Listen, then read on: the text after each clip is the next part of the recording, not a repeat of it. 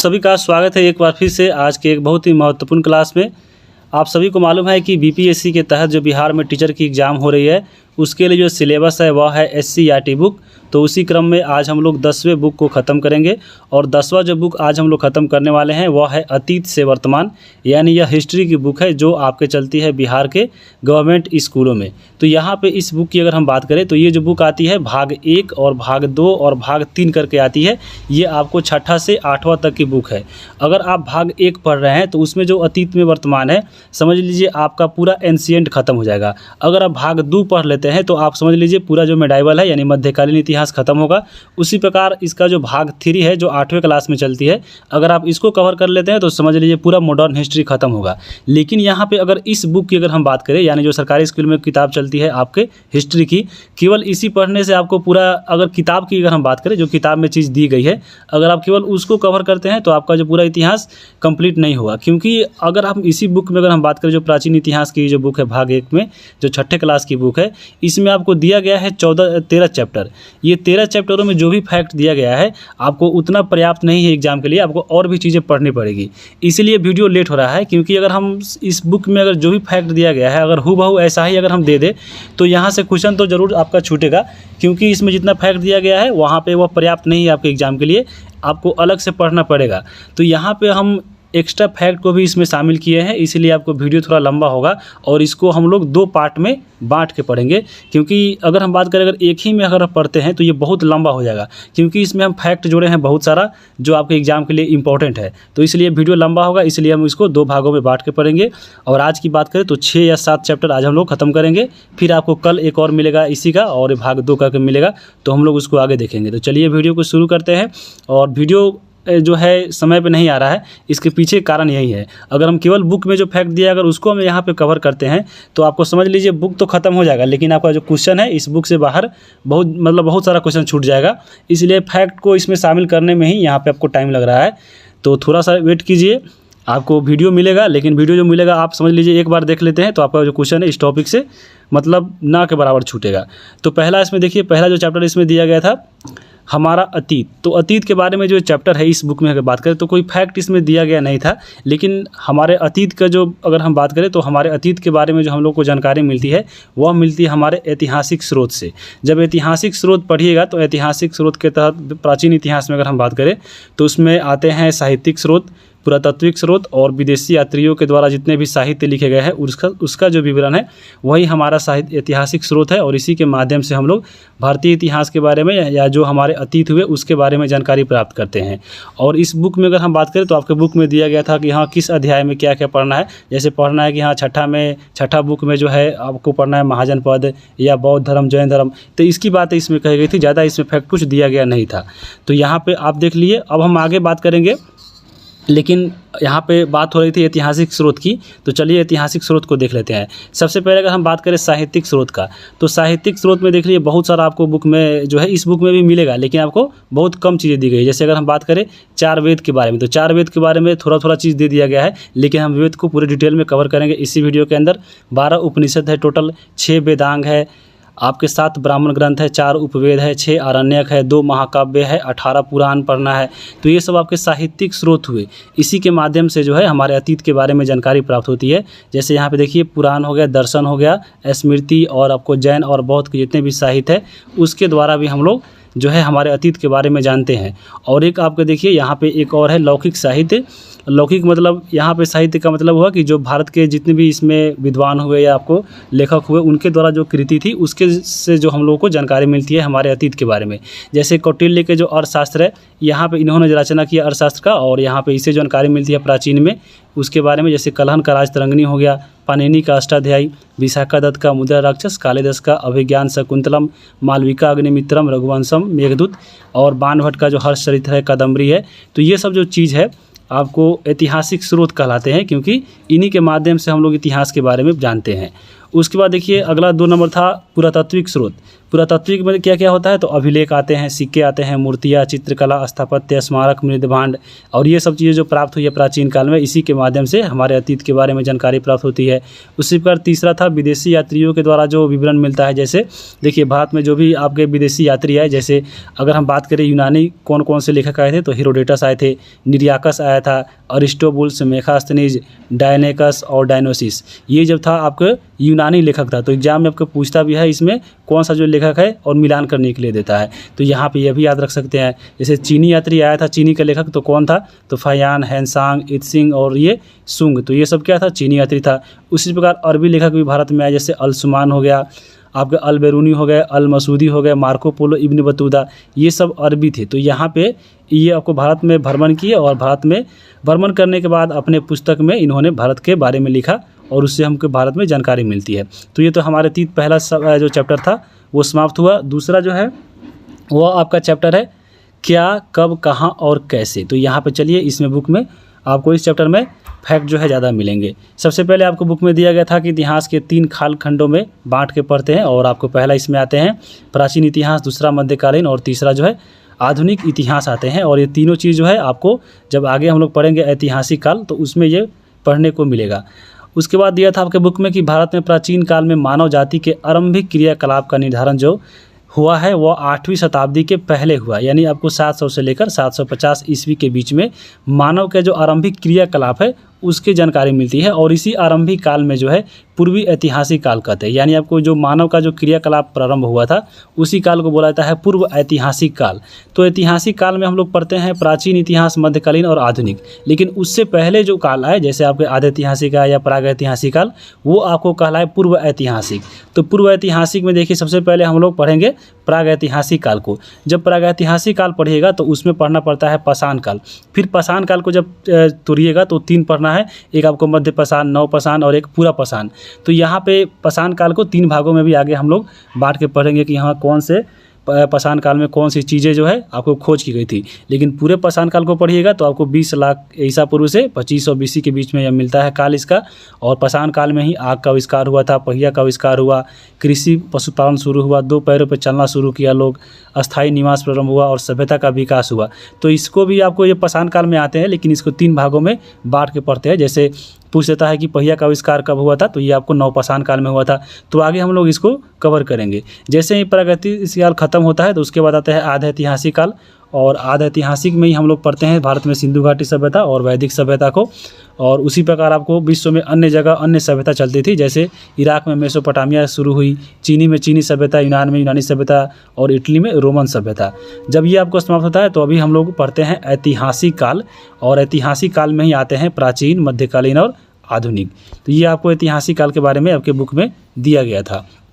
अब हम बात करेंगे, आपके बुक में दिया गया था पांडुलिपि। तो पांडुलिपि क्या होता है, तो हाथ से लिखी गई पुस्तक को बोला जाता है पांडुलिपि। जैसे अगर हम बात करें प्राचीन काल में, जब प्राचीन काल में कॉपी किताब का आविष्कार नहीं हुआ था तो उस समय आपको हाथ से जो है ताम्रपत्र या भोजपत्रों पे लिखा जाता था पांडुलिपि, यही कहलाते थे पांडुलिपि। जैसे यहाँ पे आप इसको देख सकते हैं, यही पांडुलिपि है। अब पांडुलिपि देखिए बिहार की एग्जाम हो रही है, तो बिहार में जो है पांडुलिपि कहाँ रखा गया है, तो बिहार में पटना में एक लाइब्रेरी है जिसका नाम है खुदा बख्श लाइब्रेरी, और खुदा बख्श लाइब्रेरी में जो है रखा गया है पांडुलिपि। यहाँ पे जब देखिएगा, जब जाते हैं आप PMCH तो PMCH के बगल में ही खुदा बख्श लाइब्रेरी है, तो ये आपको है। और दूसरा आपका एक गोपालगंज में भी लाइब्रेरी है जहाँ पे रखा गया है पांडुलिपि को। तो गोपालगंज में देखिए है गोपाल नारायण सिंह सार्वजनिक पुस्तकालय, तो गोपालगंज में ही गोपाल है, तो यहाँ से ऐसे इसको याद रखिएगा। तो 2 हो गए जहाँ पे पांडुलिपि रखा गया है। अब आपके बुक में दिया गया था अभिलेख के बारे में। अभिलेख क्या होता है, तो यहाँ पे देखिए आपका जो ऊपर वाला फिगर है यही आपको अभिलेख होता है। इसमें क्या होता है कि धातु एवं पत्थर की सतह पे नुकीली औजारों के माध्यम से यहाँ पे इसको लिख दिया जाता है और इसको वहाँ पे लगाया जाता है। जैसे मान लीजिए पहले के ज़माना में राजा महाराजा थे तो अपने क्षेत्र में वैसे जगह पर लगाते थे जहाँ पे ज़्यादा लोग जा रहा है और वहाँ पे इसको पढ़े और जाने कि हाँ यहाँ पे इस राजा ने ये काम करवाया है। तो यही आपको अभिलेख होते थे। और पुरातात्विक वस्तुओं का अध्ययन करने वाला जो व्यक्ति होता है, यानी इस पे जो जितनी पुरानी चीज़ें उसको जो अध्ययन करता है उसको बोला जाता है पुरातत्वविद। तो ये आपका हो गया। और सिक्कों का जो अध्ययन होता है, तो सिक्के का जो अध्ययन होता है वह कहलाता है मुद्रा शास्त्र। तो मुद्रा शास्त्र के भी बारे में पढ़ना है आपके बुक में। और पुराने जब सिक्के देखिएगा, आपको जो पुराने शासनकाल में जितने भी शासक थे वे अपने सिक्के पर देखिएगा आपको अपना फिगर या आपके मान लीजिए जो राजा है, राज का जो राजकीय चिन्ह है उसका फ़ोटो लगवा लेता था, या महाराजा का राजकीय चिन्ह होता था, या धार्मिक या आपको उस पर कोई लिपि अंकित करवा लेता था। तो वैसे जो सिक्के चलते थे वो पुराने ज़माने में चलते थे। और ये आपके सिक्के हो गए। और पुराने ज़माने में देखिए जितनी भी चीज़ें जो मिलती है वर्तमान में खुदाई के बाद, तो खुदाई के बाद मिली जो वस्तु होती है उसका जो समय का निर्धारण होता है, यहाँ पे निर्धारण होगा। तो समय का जो निर्धारण करते हैं हम लोग किससे करते हैं, तो कार्बन डेटिंग से करते हैं, जिसको C14 बोला जाता है। तो याद रखिए कार्बन डेटिंग से पुरानी वस्तुओं की हम लोग आयु को मापते हैं। अब यहाँ पे हो गए। अब हम बात करेंगे, आपके बुक में दिया गया था एक और चीज़ें आपको तिथि गणना के बारे में, कि हम लोग जैसे बोलते होंगे ईसा पूर्व या आपको ईस्वी, तो इसका निर्धारण कैसे होता है तो आपके बुक में जानना था। तो चलिए इसको देखते हैं।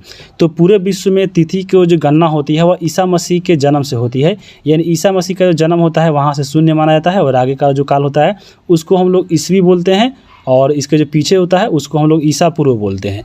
तो ये आपको पूरे विश्व में चलता है ईसा मसीह के नाम से। लेकिन प्राचीन काल में बात करें तो प्राचीन काल में हमारे देश में तिथियों की जो गणना होती थी वो विक्रम संवत और आपके शक संवत के आधार पे होती थी। जैसे अगर आप देखिए वर्तमान में जो तिथि होती है इतिहास की, चलिए इसको देखते हैं। जैसे अगर हम बात करें ईसा मसीह का जन्म देखिए यहाँ पे होता है, और ये यहाँ से हम लोग शुरू करते हैं। जैसे अगर आगे बढ़ रहे हैं तो आपको ईस्वी आ गया। जैसे यहाँ पे देखिए कनिष्क, उसके बाद मतलब ईसा मसीह का जन्म हुआ तो बहुत सारे शासकों के द्वारा अनेक संवत चलाया गया कि हाँ यहीं से हम लोग आपको तिथि का निर्धारण करेंगे। लेकिन यहाँ पे हम लोग मानते हैं ईसा मसीह के जन्म पे। जैसे अगर देखिए आप अगर देखिएगा कनिष्क, तो जब कनिष्क बना था शासक तो उसने देखिए शक को पराजित किया था, और शक को पराजित करने के अवसर पे इन्होंने शक संवत का जो है यहाँ पे आविष्कार जो है इस शक संवत चलाया था। कब, तो 78 AD में, यानी 78 ईस्वी में।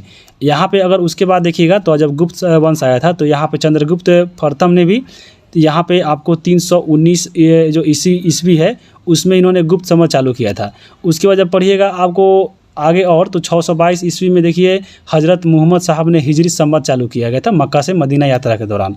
और फिर आपके लास्ट में एक अकबर का जब पढ़िएगा मुगल काल तो देखिएगा 1583 में इसने भी एक इलाही संवत जो है चालू किया था, और ये सब चीज़ें नहीं माना जाता है।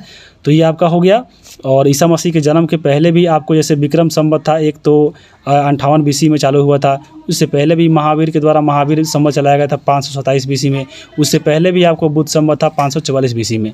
तो ये चीज़ें नहीं पढ़नी है, आपको सीधा बुक में दिया गया था ईसा मसीह के बारे में, वह जान लीजिए और ये चीज़ें याद रखिएगा। और भारत में जो चलती है आपको संवत, जो भारत का जो राष्ट्रीय कैलेंडर निर्धारित होता है, जो भारत सरकार द्वारा मान्यता प्राप्त है, वह आपको शक संवत है।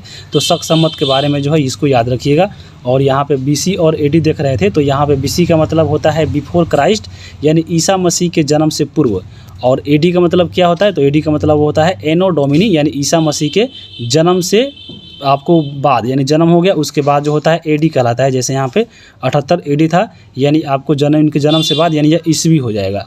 तो ऐसे ऐसे आपको तिथि का निर्धारण होता है जो आपके बुक में दिया गया था, तो उसको हम देख चुके हैं।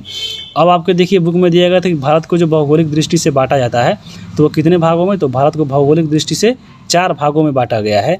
और पहला इसमें आते हैं उत्तर पर्वतीय प्रदेश। यहाँ पे उत्तर प्रदेश में अगर हम बात करें तो तराई से लेकर हिमालय के जो शिखर है वहाँ तक आते हैं उत्तर भारत के पर्वतीय प्रदेश, जिसमें आते हैं कश्मीर के कांगड़ा, कुमायूं जो सिक्किम है, ये सब उत्तर भारत के पर्वतीय प्रदेश है। उसके नीचे चलिएगा थोड़ा तो वह आपका आता है उत्तर के मैदान। उत्तर के मैदान में कौन कौन क्षेत्र आते हैं, तो यह आपको उत्तर का जो मैदान होता है वह देश का सर्वाधिक उपजाऊ क्षेत्र है, क्योंकि इसी के बीच में सिंधु, गंगा और जो यमुना नदी है इसी के क्षेत्र में आता है। और ये सारी बहुत सारे जलोढ़ मिट्टी अपने साथ लाती है, इसीलिए यहाँ की मिट्टी उपजाऊ है। तो ऐसा कहा जाता है कि देश की सर्वाधिक उपजाऊ क्षेत्र जो भौगोलिक दृष्टि से कौन है, तो वह है उत्तर का मैदान, क्योंकि उत्तर में ही आपके गंगा और सिंधु नदी बहती है। तो इसलिए ये हो गया। उसके बाद नीचे आते हैं तो यहाँ पे देखिए उसके बाद है दक्षिण के पठार। दक्षिण के पठार की बात करें तो यहाँ पे देखिए कौन क्षेत्र आता है, तो नर्मदा, ताप्ती और बिंध्य जो सतपुरा पहाड़ी है वो वाला जो क्षेत्र है वो आते हैं दक्षिण के पठार में। और उसके बाद एक और आते हैं सुदूर दक्षिण, यानी बहुत सारा दूर में जो लास्ट में दक्षिण है उसके मैदान में। और यहाँ पे कौन आते हैं, तो अब गोदावरी, कृष्णा, कावेरी के जो डेल्टा प्रदेश है ये आपको आते हैं सुदूर दक्षिण मैदान में। तो यहाँ पे यही भौगोलिक दृष्टि से भारत को बांटा गया है 4 भागों में। तो यहाँ पे आप देख लिए होंगे। और इसमें सबसे उपजाऊ कौन है, तो आपके उत्तर का मैदान है जो गंगा और सिंधु नदी के क्षेत्र वाला आता है। उसके बाद आपके बुक में दिया गया था दर्रा के बारे में। तो दर्रा क्या होता है, तो पहाड़ियों के बीच में जो संकरा भाग होता है, यानी दो पहाड़ी के बीच में जो पतला सा भाग होता है, रास्ता होता है, उसी को बोला जाता है दर्रा। जैसे अगर हम बुक में बात करें तो बुक में दिया गया था खैबर, गोमल और बेलन दर्रा के बारे में। तो ये जो दर्रा था उसके माध्यम से क्या था, तो भारत का जो संपर्क था वो अफगानिस्तान और ईरान से जुड़ा हुआ रहता था और इसी के माध्यम से व्यापार होता था। कौन सा दर्रा, तो खैबर दर्रा, गोमल दर्रा और बेलन दर्रा। यहाँ से याद रखिए कि तीनों के माध्यम से अफगानिस्तान और ईरान से भारत का व्यापार हुआ करता था प्राचीन कालों में। तो यहाँ पे आप देख लिए। अब हम बात करेंगे, एक बहुत ही इंपॉर्टेंट आपके पॉइंट में दिया गया था, एग्जाम में हमेशा पूछता है कि उत्तर भारत को दक्षिण भारत से कौन सा जो है पर्वत जो है अलग करता है, तो वह है विंध्य पर्वत। यानी जो विंध्य पर्वत है वह भारत के बीचों बीच विभाजक रेखा का काम करता है, यानी दो भागों में बांटता है उत्तर भारत को दक्षिण भारत से। यहाँ पे यह पर्वत बहुत इंपॉर्टेंट है, याद रखिएगा। अब हम बात करेंगे आगे जो आपके बुक में दिया गया था, सॉरी ये कहाँ चला गया, तो हाँ आ गया यहाँ पे। चलिए देखिए, यहाँ पे विंध्य पर्वत देखें जो आपको भारत का विभाजक रेखा का काम करती है। इसी विंध्य पर्वत के दक्षिण में एक जगह है, वह आपका है ब्रह्मगिरी स्थल। यहाँ पे ब्रह्मगिरी स्थल पे 3000 साल पहले एक संस्कृति का विकास हुआ है, उसका नाम है महापाषाणी संस्कृति। तो यहाँ पे याद रखिएगा, महापाषाणी का संस्कृति का जो विकास हुआ था वो कहाँ पे हुआ था, तो विंध्य पर्वत के दक्षिण वाले ब्रह्मगिरी स्थल पे हुआ था। कब हुआ था, तो 3000 साल पहले हुआ था। उसके बाद देखिए अगला यहाँ पे है गोल्डिहवा। यहाँ पे गोल्डिहवा नहीं होगा, कोल्डिहवा होगा, तो यहाँ पे कोल्डिहवा लिख लीजिए। अब देखिए यहाँ पे आपको जल्दी के चक्कर में जो है टाइपिंग मिस्टेक हो रहा है और आपको PDF मिलेगा, तो यहाँ पे जाके कमेंट कीजिएगा कि हाँ PDF में बहुत सारा गलती है। तो इसलिए हम बोलते हैं कि आप लोग वीडियो देखिए फिर आप PDF देखिए, ताकि आपको वहाँ पे सुधार कर सकिएगा। अब यहाँ पे जब पढ़िएगा गोल्डिहवा, तो गोल्डिहवा आपको समझ में नहीं आएगा, यहाँ पे कोल्डिहवा होगा। तो कोल्डिहवा और चौपानी जो मांडो है, यहाँ पे सबसे पहले चावल मिला है और यहाँ पे चावल मिलने का सबसे पहला साक्ष्य मिला है कहाँ पे, तो आपको कोल्डिहवा और चौपानी मांडो में। तो इसको याद रखिएगा, यह बहुत इंपॉर्टेंट है। अब हम बात करते हैं मेहरगढ़ के बारे में। देखिए जो मेहरगढ़ है वह पड़ता है पाकिस्तान में और यहाँ पे सबसे पहले गेहूं और चावल जो है उपजाना प्रारंभ हुआ था। यहाँ पे याद रखिएगा, यहाँ पे उपजाने का प्रारंभ हुआ है, लेकिन यहाँ पे कोल्डिहवा में जो है आपको चावल का साक्ष्य मिला है। और कोल्डिहवा कहाँ पड़ता है, तो आपको UP में पड़ता है, यहाँ पे उत्तर प्रदेश में है। तो ये आपको थोड़ा याद रखिएगा। अब हम आगे चलेंगे। अगला आपका बुक में दिया गया था मगध साम्राज्य के बारे में, कि थोड़ा सा दिया गया था कि मगध जो साम्राज्य है वो गंगा नदी के दक्षिण क्षेत्र में फैला हुआ है। तो आप देखिएगा गंगा मतलब ये अगर हम बात करें मगध का, तो मगध का इलाका जो अगर हम बात करें तो मेन आपको पटना वाला क्षेत्र है, यानी पाटलिपुत्रा वाला। तो बिहार को ऐसे देखिएगा, जब दो भागों में बांटता है गंगा नदी, तो आपको गंगा नदी के दक्षिण में ही है पटना। तो यहाँ पे पटना वाला क्षेत्र कहाँ पड़ता है, यानी मगध साम्राज्य कहाँ पड़ता है, तो ये गंगा नदी के दक्षिण में ही पड़ता है। तो ये चीज़ याद रख सकते हैं। और आपके बुक में दिया गया था इंडिया शब्द के बारे में, जो इंडिया है वह कहाँ से आया, तो इंडिया शब्द की अगर हम बात करें तो इंडिया जो शब्द है वह बना है इंडस से। और ये जो इंडस वर्ड है वो आपको एक संस्कृत का वर्ड है और संस्कृत में इसे सिंधु बोलते हैं। तो भारत में जब आक्रमण हुआ था ईरानियों और यूनानियों का, तो ये जो जब आए आपके भारत में, तो आपको मालूम होगा ये सिंधु वाले क्षेत्र में आए थे और सिंधु नदी को ही इन्होंने हिंदू कहा। और यहाँ पे जो सिंधु नदी था उसको वो लोग इंडस बोलते थे। तो इंडस के जो लोग पूर्व में रहते थे, यानी आपको जो इंडस नदी के पूर्वी इलाके में जो भूमि क्षेत्र था उसी के इन्होंने इंडिया कहा। तभी से आपका भारत का जो नाम है वह इंडिया पड़ गया था। जबकि हिंदुस्तान की अगर हम बात करें तो इंडिया का नाम हिंदुस्तान कैसे पड़ा, तो फारसी जब भारत में आए थे तो फारसियों ने हिंद और हिंदुस्तान नाम दिया था। तो यहाँ पे याद रखिएगा कि ईरानी और यूनानियों ने जो है भारत को इंडिया नाम दिया और फारसी ने क्या कहा, तो फारसी ने इंडिया को हिंदुस्तान नाम दिया। उसके बाद आप सुनते होंगे भारत। तो भारत जो नाम है वह भारत नाम कैसे पड़ा, तो भरत नामक एक व्यक्ति था, आपको एक जब समूह था, यानी भरत नाम का एक समूह मानव जाति होता था और उसी के नाम पे जो है हमारे देश का नाम भारत पड़ा। और यह जो उल्लेख मिलता है कहाँ पे, तो आपको जब ऋग्वेद पढ़िएगा तो ऋग्वेद में आपको मिलेगा, अगर भरत जब समूह पढ़िएगा मानव समुदाय, तो वहाँ पे मिलेगा और इसी समुदाय के नाम पे भारत का जो नाम है वह आपको भारत पड़ा। अब देखिए आपका दूसरा नंबर चैप्टर समाप्त होता है। चलिए इसके ऑब्जेक्टिव प्रश्नों को हम लोग कवर करते हैं। ऑब्जेक्टिव की अगर हम बात करें, देखिए बहुत सारा कमेंट आ रहा था ऑब्जेक्टिव कवर करने के लिए। तो कुछ दिनों के बाद ऐसा होगा कि आपको जितना भी बुक कवर हो चुका है उसका जितना भी PDF आपका PDF के लास्ट में तो दिया गया था और बाकी जो छूटा है आपको पूरा कवर करा दिया जाएगा, पूरा सब्जेक्ट वाइज कर करके, या पूरा किताब का एक एक जो है ऑब्जेक्टिव के तौर पे पूरा बुक का कवर करा दिया जाएगा। उसका भी वीडियो जल्द आएगा।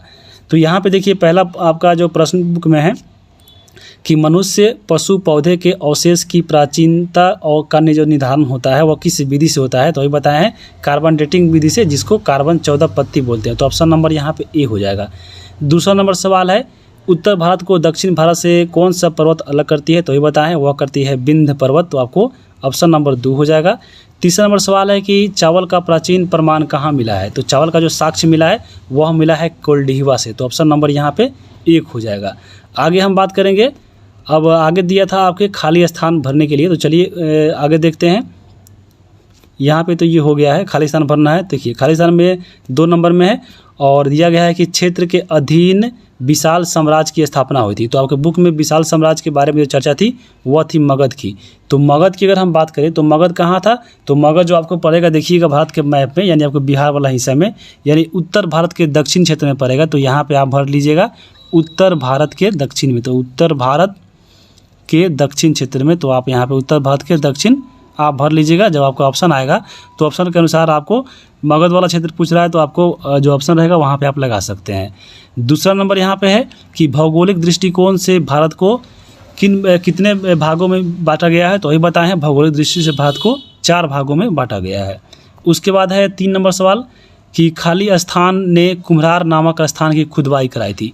तो कुम्हरार जो नामक स्थान है वो पटना में, और डॉक्टर स्पूनर एक व्यक्ति थे डॉक्टर स्पूनर, तो डॉक्टर स्पूनर ने ही आपको कुम्हरार नामक नमक की जो कुम्हरार जगह है उसकी खुदाई करवाई थी। और घ नंबर सवाल है कि आधुनिक काल का प्रारंभ खालिस्तान से हुआ। तो आधुनिक काल का जो प्रारंभ है वो 18वीं सदी में हुआ था, तो यहाँ पर 18वीं हो जाएगा। और अंग नंबर है कि खालिस्तान के क्षेत्र में महापाषाणी संस्कृति का निर्माण हुआ है। तो अभी हम देखें कब हुआ था, तो आपको महापाषाणी संस्कृति था वह विंध्य पर्वत के आपको दक्षिण वाले क्षेत्र में जो हुआ था वो 3000 साल पहले हुआ था। तो यहीं आपको महापाषाणी संस्कृति हो जाएगा। उसके बाद चलिए यहाँ पे देखिए आपको सुमेलित करना है। सुमेलित की बात कर देखिए आपको पहला दिया है खासी, तो आपको मालूम होगा खासी गारो जयंतिया जो है आपको पर्वत पड़ता है मेघालय में, और वहाँ पे ये सभी जनजाति भी होते हैं। तो यानी खासी जो है आपको मेघालय की जनजाति है, तो आपको जनजाति हो जाएगा। मगध अभी देखें, मगध एक बड़ा साम्राज्य था। महापाषाणिक संस्कृति देखें अभी ये कहाँ पे, तो आपको विंध्य पर्वत के दक्षिण में, यानी यह आपको दक्षिण भारत चला जाएगा। और चौपानी पांडवों की बात करें तो यहाँ पे अनाज का प्रमाण मिला है, तो आपको यहाँ से लगा दीजिए, ये आपका हो गया। अब हम बात करेंगे अध्याय 3 के बारे में। अध्याय 3 की बात करें तो अध्याय 3 में देखिए आपको पढ़ना है प्रारंभिक समाज के बारे में, और इसमें आधुनिक जो मानव थे उसके बारे में पढ़ना। तो चलिए इसको कवर करते हैं। आरंभिक मानव के बारे में आपके बुक में दिया गया था कि आरंभिक मानव कैसे थे, उनका कार्य कैसा था, या उनका जो है पहनावा ओढ़ावा ये क्या करते थे, उसके बारे में दिया गया था। तो आरंभिक जो मानव थे वो आपको शिकारी जीवन जीते थे, यानी आपको जो भोजन का जो है शिकार करते थे और उसी के माध्यम से अपना भोजन को प्राप्ति करते थे। जैसे ये शिकारी करते थे तो भैंस, हिरन, शेर, खरगोश की करते थे। और इनका खाद्य पदार्थ क्या था, तो मछली, यहाँ पे शहद हो जाएगा, फल और कंदमूल ये लोग खाते थे। उसके बाद इसके वस्त्र की बात करें तो ये लोग जो थे जानवर और पेड़ों के छाल, यहाँ पे चाल नहीं होगा छाल होगा, तो ये छाल पहनते थे। औजार की बात करें तो ये पत्थर और लकड़ी के और हड्डियों के औजार बनाते थे। और इनका मनोरंजन क्या था, तो मनोरंजन जो है ये चित्र और नाच करते थे, यानी चित्र और डांस के द्वारा जो आपको प्रारंभिक मानव थे वो मनोरंजन कार्य करते थे। और इनका निवास क्या था, जो आरंभिक मानव थे वह गुफा में रहते थे, तो आपको यहाँ पे गुफा हो जाएगा। आपको जैसे फिगर में देख सकते हैं यहाँ पे आपको ये आरंभिक मानव के औजार दिख रहे होंगे। उसके ऊपर देखिए यहाँ पे आपको कुछ चित्रकार भी जो हैं वहाँ पे मिले हैं, तो हथियार और चित्र बनाते थे ये लोग और नाचते भी थे। तो यहाँ पे नाचना जो था इनका मनोरंजन का कार्य था और चित्र बनाना था। और उसके बाद हम बात करें, ये देखिए आरंभिक मानव है और ये शिकारी करते हुए यहाँ पे जानवरों को खा रहे हैं। तो ये आपको आरंभिक मानव के पहचान दिए गए थे बुक में। और प्रारंभिक मानव की गुफा में तो रहते थे, और गुफा का जो साक्ष्य मिला है उसके बारे में बुक में दिया गया था। तो यहाँ पे गुफा का साक्ष्य कहाँ मिला है, तो वह मिला है मध्य प्रदेश में। आप सुने होंगे मध्य प्रदेश का भीमबेटका गुफा। तो भीमबेटका जो गुफा है वो आरंभिक मानव के तौर पे साक्ष्य के रूप में है। उसी प्रकार बुढ़नी है, पंचमढ़ी है, भेड़ाघाट है और महेश्वर है। ये सभी के सभी जगहों पर जो है पुराने मानवों की साक्ष्य मिला है गुफा का। तो यहाँ पे याद रखिएगा। आपके बुक में एक दिया गया था पैसरा। तो पैसरा क्या है, तो पैसरा एक जगह है, पड़ता है बिहार में, और बिहार के कहाँ, तो बिहार के मुंगेर जिला में। तो यह बहुत ही इंपॉर्टेंट है क्योंकि आपके बुक में दिया गया है, सिलेबस में है, और ये सीधा आपके बुक में दिया गया पॉइंट है। तो यहाँ से बहुत याद रखिएगा। और ये बिहार का है, कहाँ पे पड़ता है, मुंगेर जिला में। यहाँ से पैसरा से क्या क्या साक्ष्य मिला है, देखिए आरंभिक मानव के स्थल मिले हैं। आरंभिक मानव के द्वारा जो औजार थे वह मिला है, और उस औजार का जो तुलना किया गया था वह फ्रांस में पाए जाने वाले हथियारों से किया गया है। तो ये भी आपको पॉइंट याद रखिएगा। अब यहाँ पे देखिए आपके बुक में दिया गया था कि पत्थरों के उपयोग होने के कारण यहाँ पे पुरातत्वविदों ने इसे पाषाण काल कहा है। तो जब पाषाण काल पढ़िएगा तो आपके बुक में दिया गया था पाषाण काल के बारे में, और पाषाण काल में देखिए कौन कौन सा जो चीज़ है आपको पढ़ना है। तो पाषाण काल की बात करें तो पाषाण काल को देखिएगा तो पाषाण काल को 3 भागों में बांटा गया है। एक आपका पूरा पाषाण काल, दूसरा है मध्य पाषाण और तीसरा है नव पाषाण। तो यहाँ पे चलिए हम इसके बारे में आगे बात करते हैं। तो सबसे पहले है यहाँ पर देखिए पूरा पाषाण काल। पूरा पाषाण को ही बोलता है पैलियोलिथिक युग, और यहाँ पे पूरा पाषाण को बोलता है आखेटक और संग्राहक काल, क्योंकि यहाँ पे पूरा पाषाण में जो लोग थे वो आखेटक थे यानी शिकारी थे, और अपने भोजन को संग्राहक यानी भोजनों को आपको लाकर संग्रह करते थे और उसी के माध्यम से अपना भोजन करते थे, इसलिए इसको आखेटक और संग्राहक काल बोलते हैं। और पूरा पाषाण के खोजकर्ता कौन थे?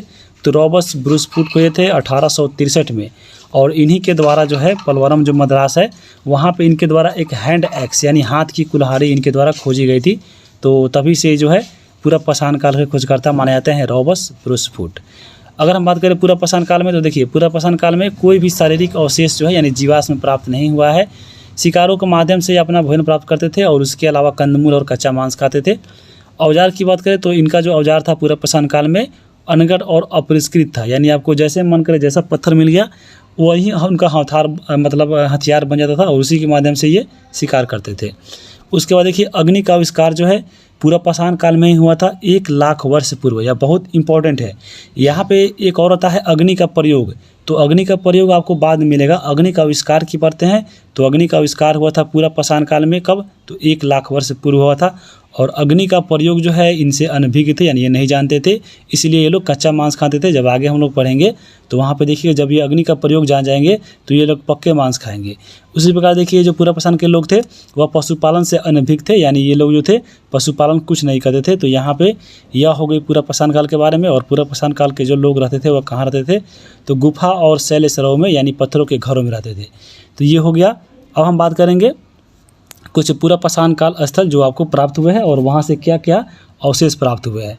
तो यहाँ पे देखिए सबसे पहला है पहलगाम पड़ता है जम्मू कश्मीर में, और यहाँ से हैंड एक्स जो आपको प्राप्त हुआ यहाँ से हुआ है। हथनौरा पड़ता है मध्य प्रदेश में, और यहाँ पे नर्मदा नदी के निकट मानव खोपड़ी का पहला साक्ष्य मिला है। भीमपेटका पड़ता है मध्य प्रदेश में, और यहाँ पे सबसे पुराना मानव अस्थि का गुफा मिला है। तो अभी देख रहे थे ऊपर हम लोग, यहाँ भीमपेटका जो है यहाँ से गुफा प्राप्त हुआ है जो साक्ष्य मिला है। उसके बाद पलवरम पड़ता है मद्रास में, और यहीं से पहली जो है हाथ की जो कुल्हाड़ी मिली थी हैंड एक्स, ये सबसे पहली बार यहीं पे मिली थी। उसके बाद पड़ता है लोहलदाना, और ये पड़ता है यूपी में, और ये मिर्ज़ापुर के बिलन घाटी से विश्व प्राचीनतम जो अस्थि है निर्मित मातृ देवी की वह यहाँ से मिला है। आगे हम बात करेंगे अब हम लोग मध्य पाषाण की। मध्य पाषाण की बात करें तो इसी को बोलाता है मेसोलिथिक युग, और यहाँ पे देखिएगा तो इसको भी आखेटक और पशुपालक काल बोलते हैं, क्योंकि यहाँ पे लोग जो थे शिकारी थे और पशुपालन कार्य भी करते थे। और इसके जो खोजकर्ता थे प्रथम वो थे जॉन इवास। जहाँ पे अगर हम बात करें मध्य पाषाण के लोग का, तो मध्य पाषाण में जो लोग थे इनका जो आवास था वह नदी पे रहने लगे थे, और नदियों के कारण यहाँ पे रहने के कारण ही इन्होंने पशुपालन भी शुरू कर दिया था। तो यहाँ पे पशुपालन की शुरुआत कब हुई थी? तो पशुपालन की शुरुआत आपके मध्य पाषाण काल में हुई थी। और इसका साक्ष्य कहाँ मिलता है? तो पशुपालन का जो साक्ष्य मिलता है वह मिलता है आदमगढ़ मध्य प्रदेश और बागोर राजस्थान से। यहाँ पे अगर आप 2 ऑप्शन देता है तो यहाँ पे समझ लीजिए कि ऑप्शन नंबर 5 जाएगा, वहाँ पे रहता है 1 या 1 में से अधिक। लेकिन अगर आप 1 पूछता है तो यहाँ पे याद रखिएगा आदमगढ़ मध्य प्रदेश और बागोर राजस्थान में से 1 रहेगा। उसके बाद देखिए छोटे पत्थरों के बने औजार जो है उनको माइक्रोलोथ बोला जाता था। तो यहाँ पे मध्य पाषाण काल में ही प्रयोग हुआ था। पहली बार मानव अस्थि के पंजर यहीं से प्राप्त हुआ है, और खाद्य पूर्ति के तौर पे शिकारी द्वारा और मछली पकड़ते थे मध्य पाषाण काल के लोग। तो यहाँ से याद रखिएगा। आपके बुक में थोड़ा ही पॉइंट दिया गया था, लेकिन यहाँ पे हम लोग इसको एक्स्ट्रा कवर कर रहे हैं ताकि अगर कोई भी आगे एग्जाम देते हैं तो यहाँ से आपका क्वेश्चन नहीं छूटे। उसके बाद देखिए मध्य पाषाण काल में आगे हम बात करें तो मध्य पाषाणिक स्थल और उसके साक्ष्य चलिए देखते हैं। तो अभी बताए हैं बागोर राजस्थान। बागोर राजस्थान में क्या हुआ था? तो यहाँ पे भारत का सबसे बड़ा मध्य पाषाण का स्थल है, और यहीं से ऊपर हम देखे हैं कि आपको बागोर राजस्थान, और एक और जगह था आपका कौन? तो आदमगढ़ मध्य प्रदेश। यहाँ से ही पशुपालन की शुरुआत हुई थी, यहाँ से इसका साक्ष्य मिला है। और एक और पड़ता है सराय नहर यूपी में, और यहाँ से क्या हुआ है? तो मानव अस्थि का जो है पंजर मिला है, और स्तंभ गर्त का प्रमाण मिला है, समाधि स्थल मिला है, और युद्ध में हत्या का जो प्रथम साक्ष्य मिलता है ये आपको सराय नहर में ही मिलता है। अभी देखे हैं महदाहा यूपी में पड़ता है, और यहाँ पे हड्डी और सिंह के उपकरण आभूषण मिले हैं, और स्त्री और पुरुष को एक साथ दफनाने का भी साक्ष्य मिला है। कहाँ पे? तो मदाहा यूपी में। आदमगढ़ की बात करें तो पड़ता है मध्य प्रदेश में। यहाँ पे अब बताए हैं कि आपको आदमगढ़ जो है मध्य प्रदेश में, यहाँ का पशुपालन का प्रथम साक्ष्य मिलता है, और प्रथम जो साक्ष्य मिलता है पशुपालन का, तो यहाँ पे पशुपालन के तौर पे पहला पशु किसे माना गया था? तो यहाँ पे याद रखिएगा प्रथम पालतू जो पशु था वह था कुत्ता। पंचमढ़ी पड़ता है मध्य प्रदेश में। यहाँ पे प्रसिद्ध 2 शैल सरोवरों का जो पता चला है, एक आपका जम्बू द्वीप और दूसरा है ड्रोदी द्वीप। उसके बाद दमदमा पड़ता है उत्तर प्रदेश में, यहाँ पे 41 मानवों की कब्र मिली है। उसके बाद चौपानी मांडव पड़ता है यूपी में, और विश्व में सबसे छोटी जो बर्तन है उसका प्राचीनतम साक्ष्य मिला है। कहाँ पे? तो चौपानी मांडव मिला है उत्तर प्रदेश में। उसके बाद देखिए सांभर जो झील है राजस्थान, यहाँ पे क्या हुआ है? तो बिहार जो विश्व का प्राचीनतम वृक्षारोपण का भी साक्ष्य यहाँ पे मिल चुका है। तो आपको मध्यपाषाण हो गए। अब हम बात करेंगे नवपाषाण का। नवपाषाण की बात करें तो यहाँ पे देखिए इसको बोला जाता है खाद्य उत्पादक काल, और खाद्य उत्पादक माने भोजन अपने खुद जो है यहाँ पे इन्होंने पकाना शुरू कर दिया था, इसी से इसको बोला जाता है खाद्य उत्पादक काल।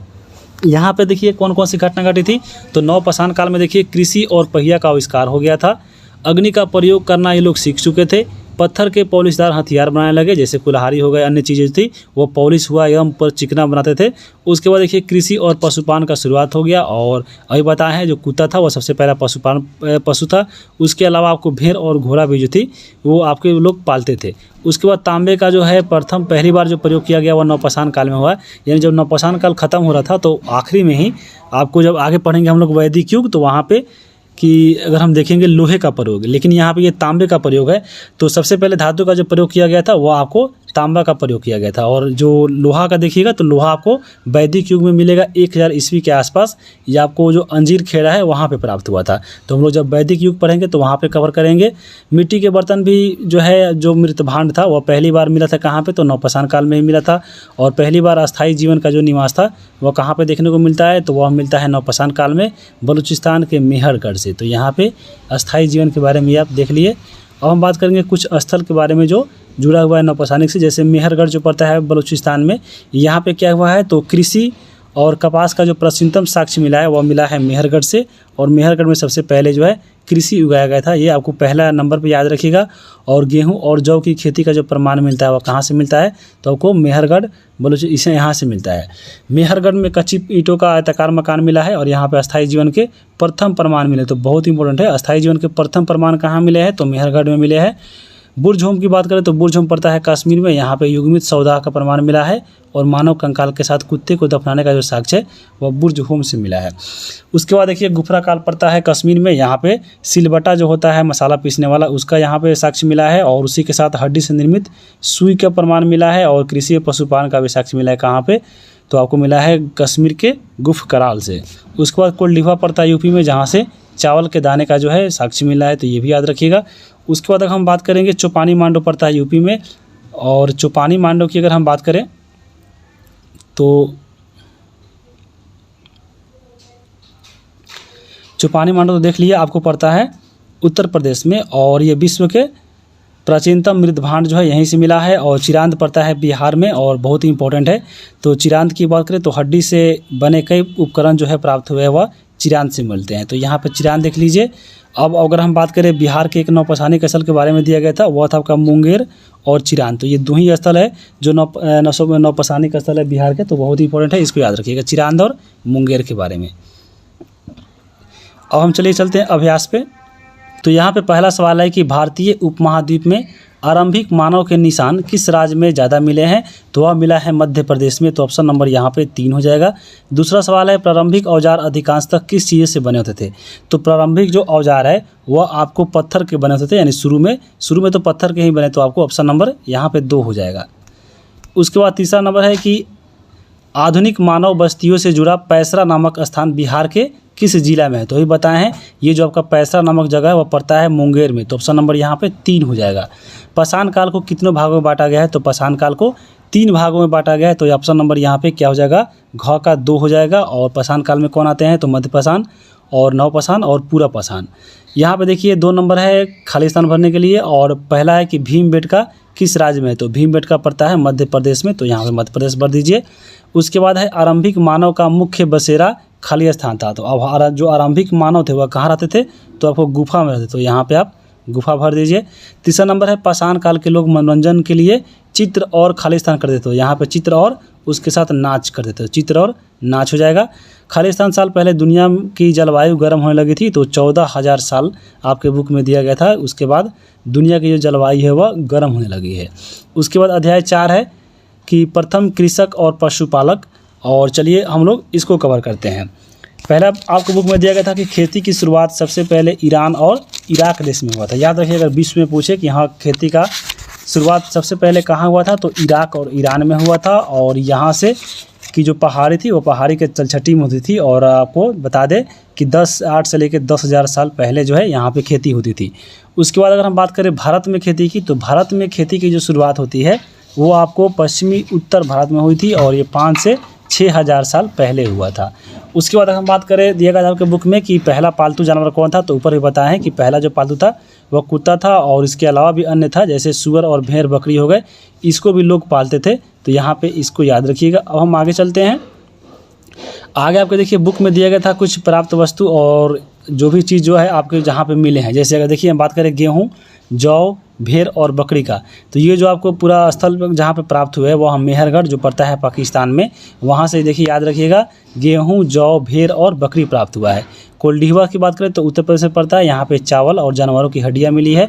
उसके बाद बात करें हम चावल मेहरगढ़ का, तो मेहरगढ़ पड़ता है पाकिस्तान में, और यहाँ से चावल, जानवर के खुर के निशान मिले हैं। बुरझोम की बात करें तो करता है कश्मीर में, यहाँ से गेहूँ, दलहन, कुत्ता और भेड़ बकरी का साक्ष्य मिला है। उसके बाद चिरांत की बात करें बिहार में पड़ता है, और यहाँ पे गेहूँ, चना और जौ, तो यह बहुत इंपॉर्टेंट है क्योंकि यह बिहार से है।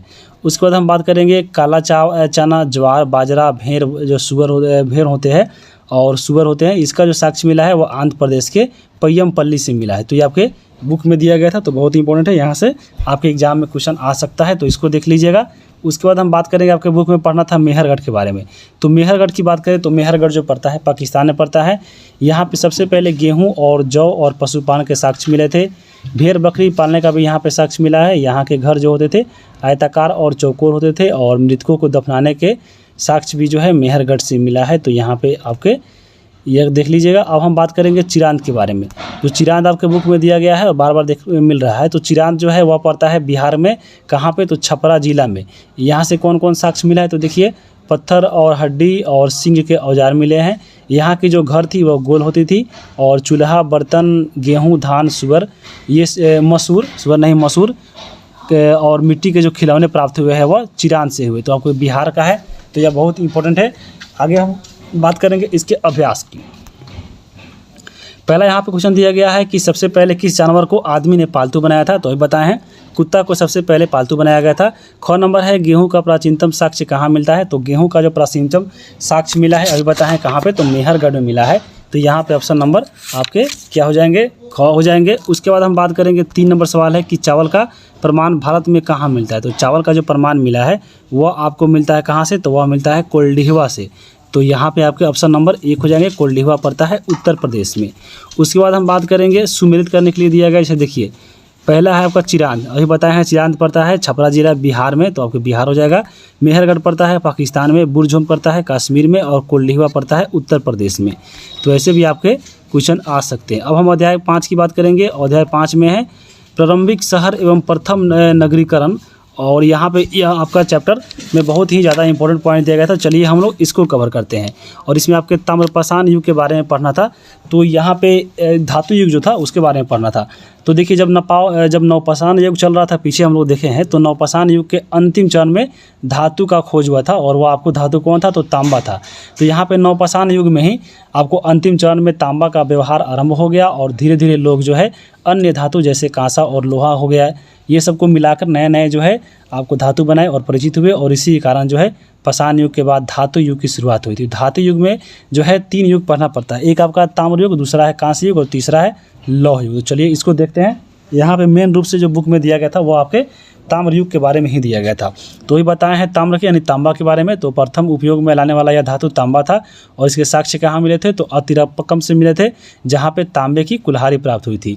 उसके बाद जैसे जैसे खोज हो गया तो उसके बाद पत्थर और तांबा का उपकरण का प्रयोग होने लगा था और कमज़ोर धातु हथियार भी यहाँ पे क्या होता, कमज़ोर होता गया। क्योंकि देखिएगा जो तांबा होता है वो आपको लचीला होता है, उसका जो है ज़्यादा मजबूत आपको नहीं होता था हथियार। और यहाँ पे जो ताम्र युग का जो साक्ष्य में सबसे पहले देखा गया है वो आपको मेसोपोटामिया की सभ्यता में, जो यानी जो इराक की सभ्यता थी मेसोपोटामिया वाली, वहाँ पे मिला।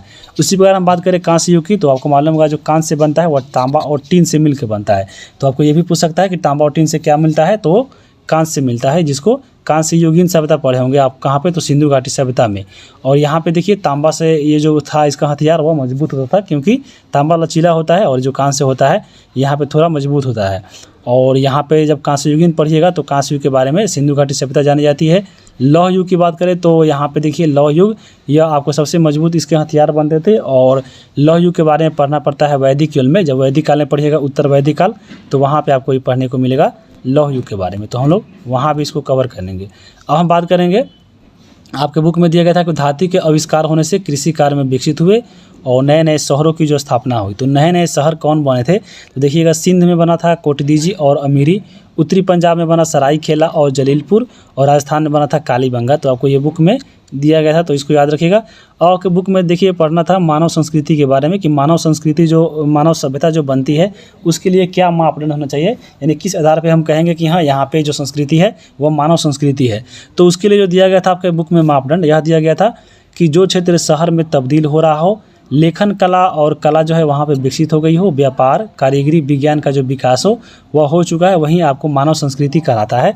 और मानव संस्कृति के तहत ये आपका चीज़ें पूरी होना चाहिए। और उसी जो कैटेगरी को पूरा क्राइटेरिया को जो पूरा किया वो आपको कौन कौन था, तो चलिए उसको देखते हैं। यहाँ पे देखिए पहला आपका है हड़प्पा सभ्यता, क्योंकि भारत में हड़प्पा सभ्यता हुआ था।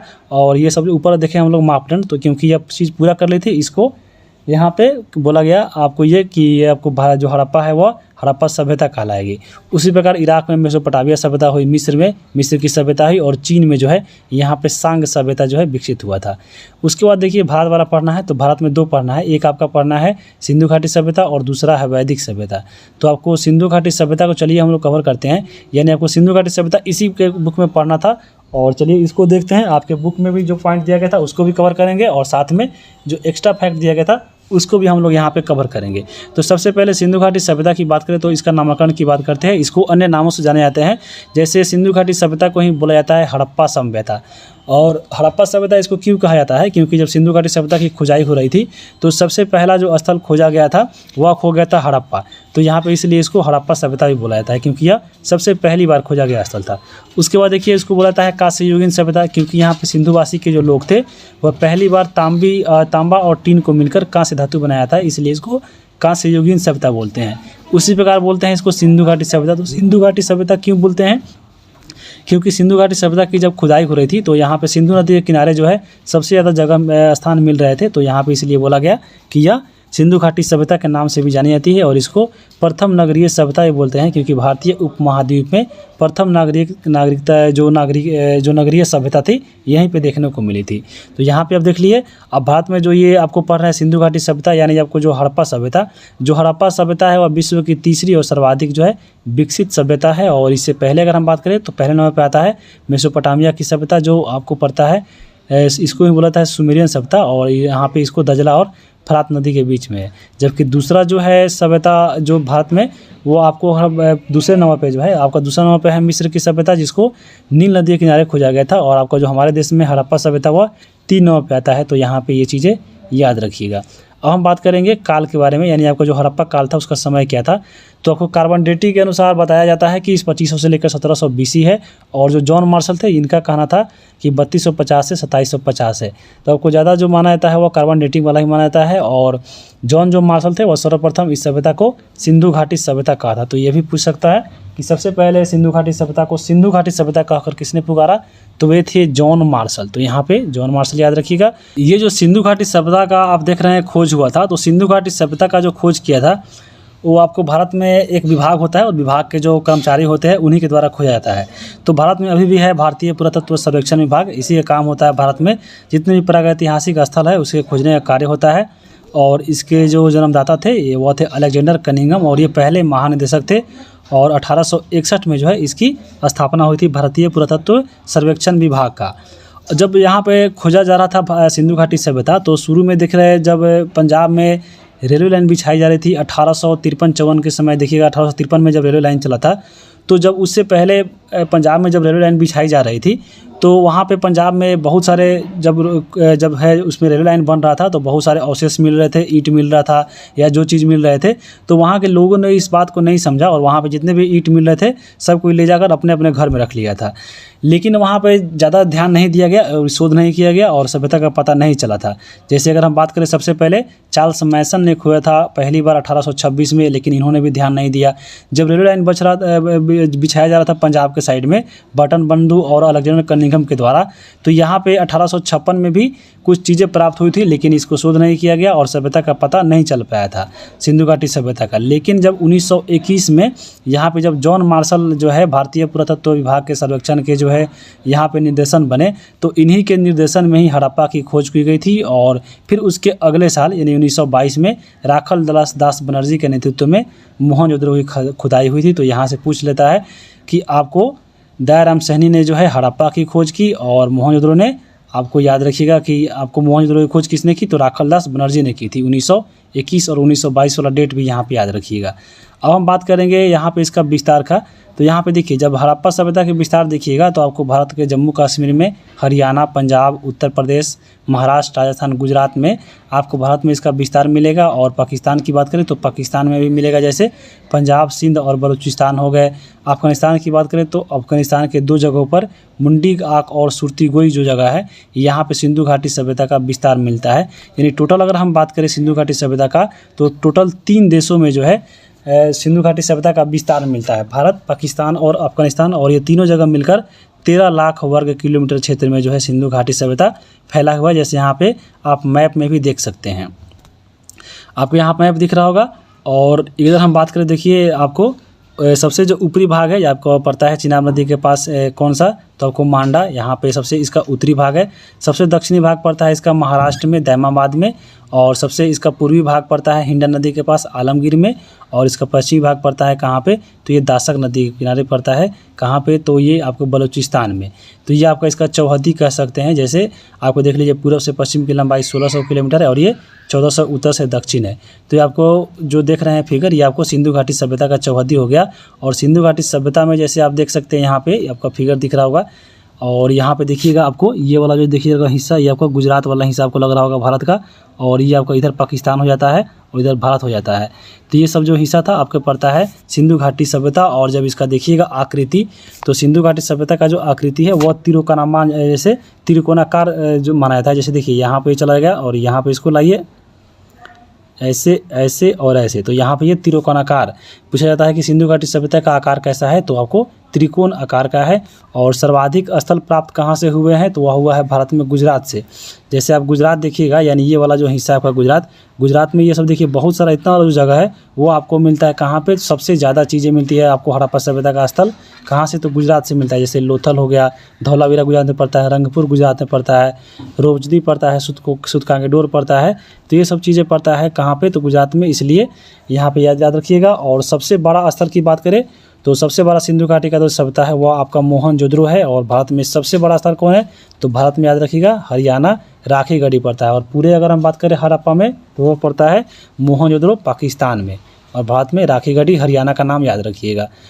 आपके बुक में दिया गया था एक चीज़, दुर्ग और निचला नगर। तो दुर्ग की बात करें तो सिंधु घाटी सभ्यता में जो दुर्ग था वह आपको ऊंची जगह पर बसा होता था, और यहाँ पे एक ऊंची जगह पर एक छोटी जो है जगह कुटिया टाइप में बना दिया जाता था, और वहाँ पे जो धनी लोग वह रहते थे। लेकिन जो निचला इलाका था, निचले इलाका में देखिएगा क्या था, तो निचला इलाका में जो है आपको निचले हिस्से में होती थी और वहाँ पे साधारण लोग रहते थे। तो यहाँ से ये भी पॉइंट आपके बुक में दिया गया था, तो याद रखिएगा।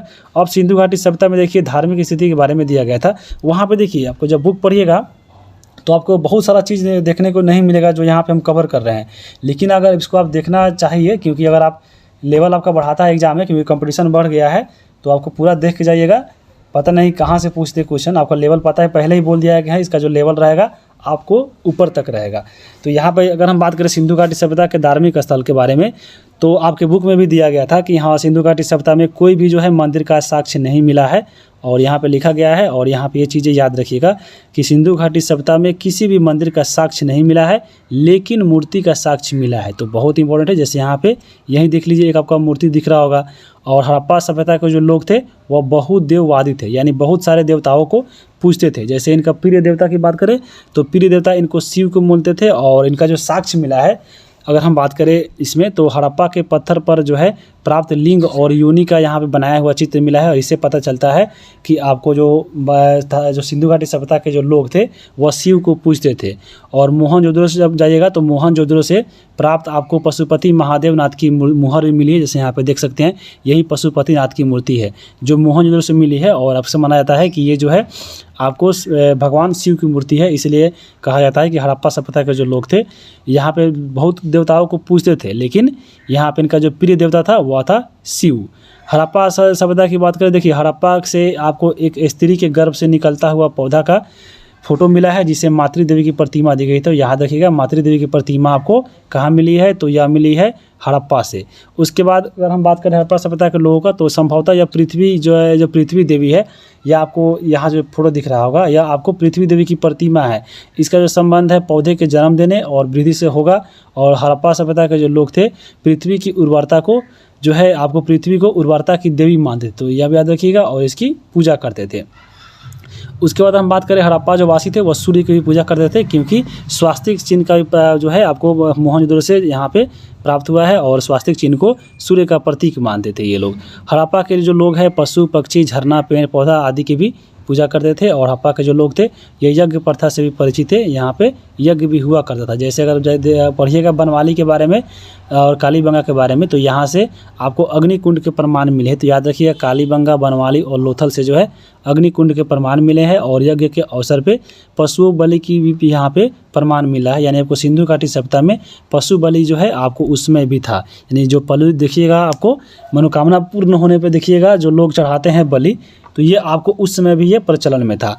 हड़प्पा सभ्यता के जो लोग थे वो भूत प्रेत में भी विश्वास करते थे, यानी बाह्य आडंबर से ये आपको परिचित थी। तो यहाँ पे ये धार्मिक चीज़ें हो गई। अब हम बात करेंगे कृषि और पशुपालन का, यानी जो देखेंगे कि हाँ सिंधु घाटी सभ्यता के लोग जो थे आपको कौन कौन से कृषि और पशुपालन करते थे। जैसे कृषि की बात करें तो ये लोग गेहूँ, जौ, चावल, राई, मटर, तिल, सरसों और बाजरा जो है ये लोग उपजाते थे। आपके एग्जाम में एक चीज़ बहुत देता है कि गन्ना देता है कि क्या गन्ना उपजाया जाता था, तो सिंधु घाटी सभ्यता में जो है गन्ना नहीं उपजाया जाता था। जैसे देखिए यहाँ पे चावल मिला है उपजाते थे, तो चावल का साक्ष्य मिला है। चावल का साक्ष्य सिंधु घाटी सभ्यता में कहाँ मिला है, तो वह लोथल गुजरात से मिला है। धान की भूसी कहाँ मिली है, तो रंगपुर गुजरात से मिला है। कृषि का पहला साक्ष्य कहाँ मिला है, तो मेहरगढ़ पाकिस्तान से मिला है। जूते हुए खेत का प्रमाण कहाँ मिला है, तो कालीबंगा से मिला है। तो ये आपको कृषि से संबंधित पॉइंट है आपको सिंधु घाटी सभ्यता से, तो यहाँ पे इसको जानना जो है ज़रूरी है। अब हम बात करेंगे मुख्य फसल का। मुख्य जो फसल थी सिंधु घाटी सभ्यता की गेहूं और जौ थी। यहाँ पे देखिए आपके बुक में जो है बहुत चीज़ें इसमें नहीं दिया गया है, लेकिन आपको जानना जरूरी है।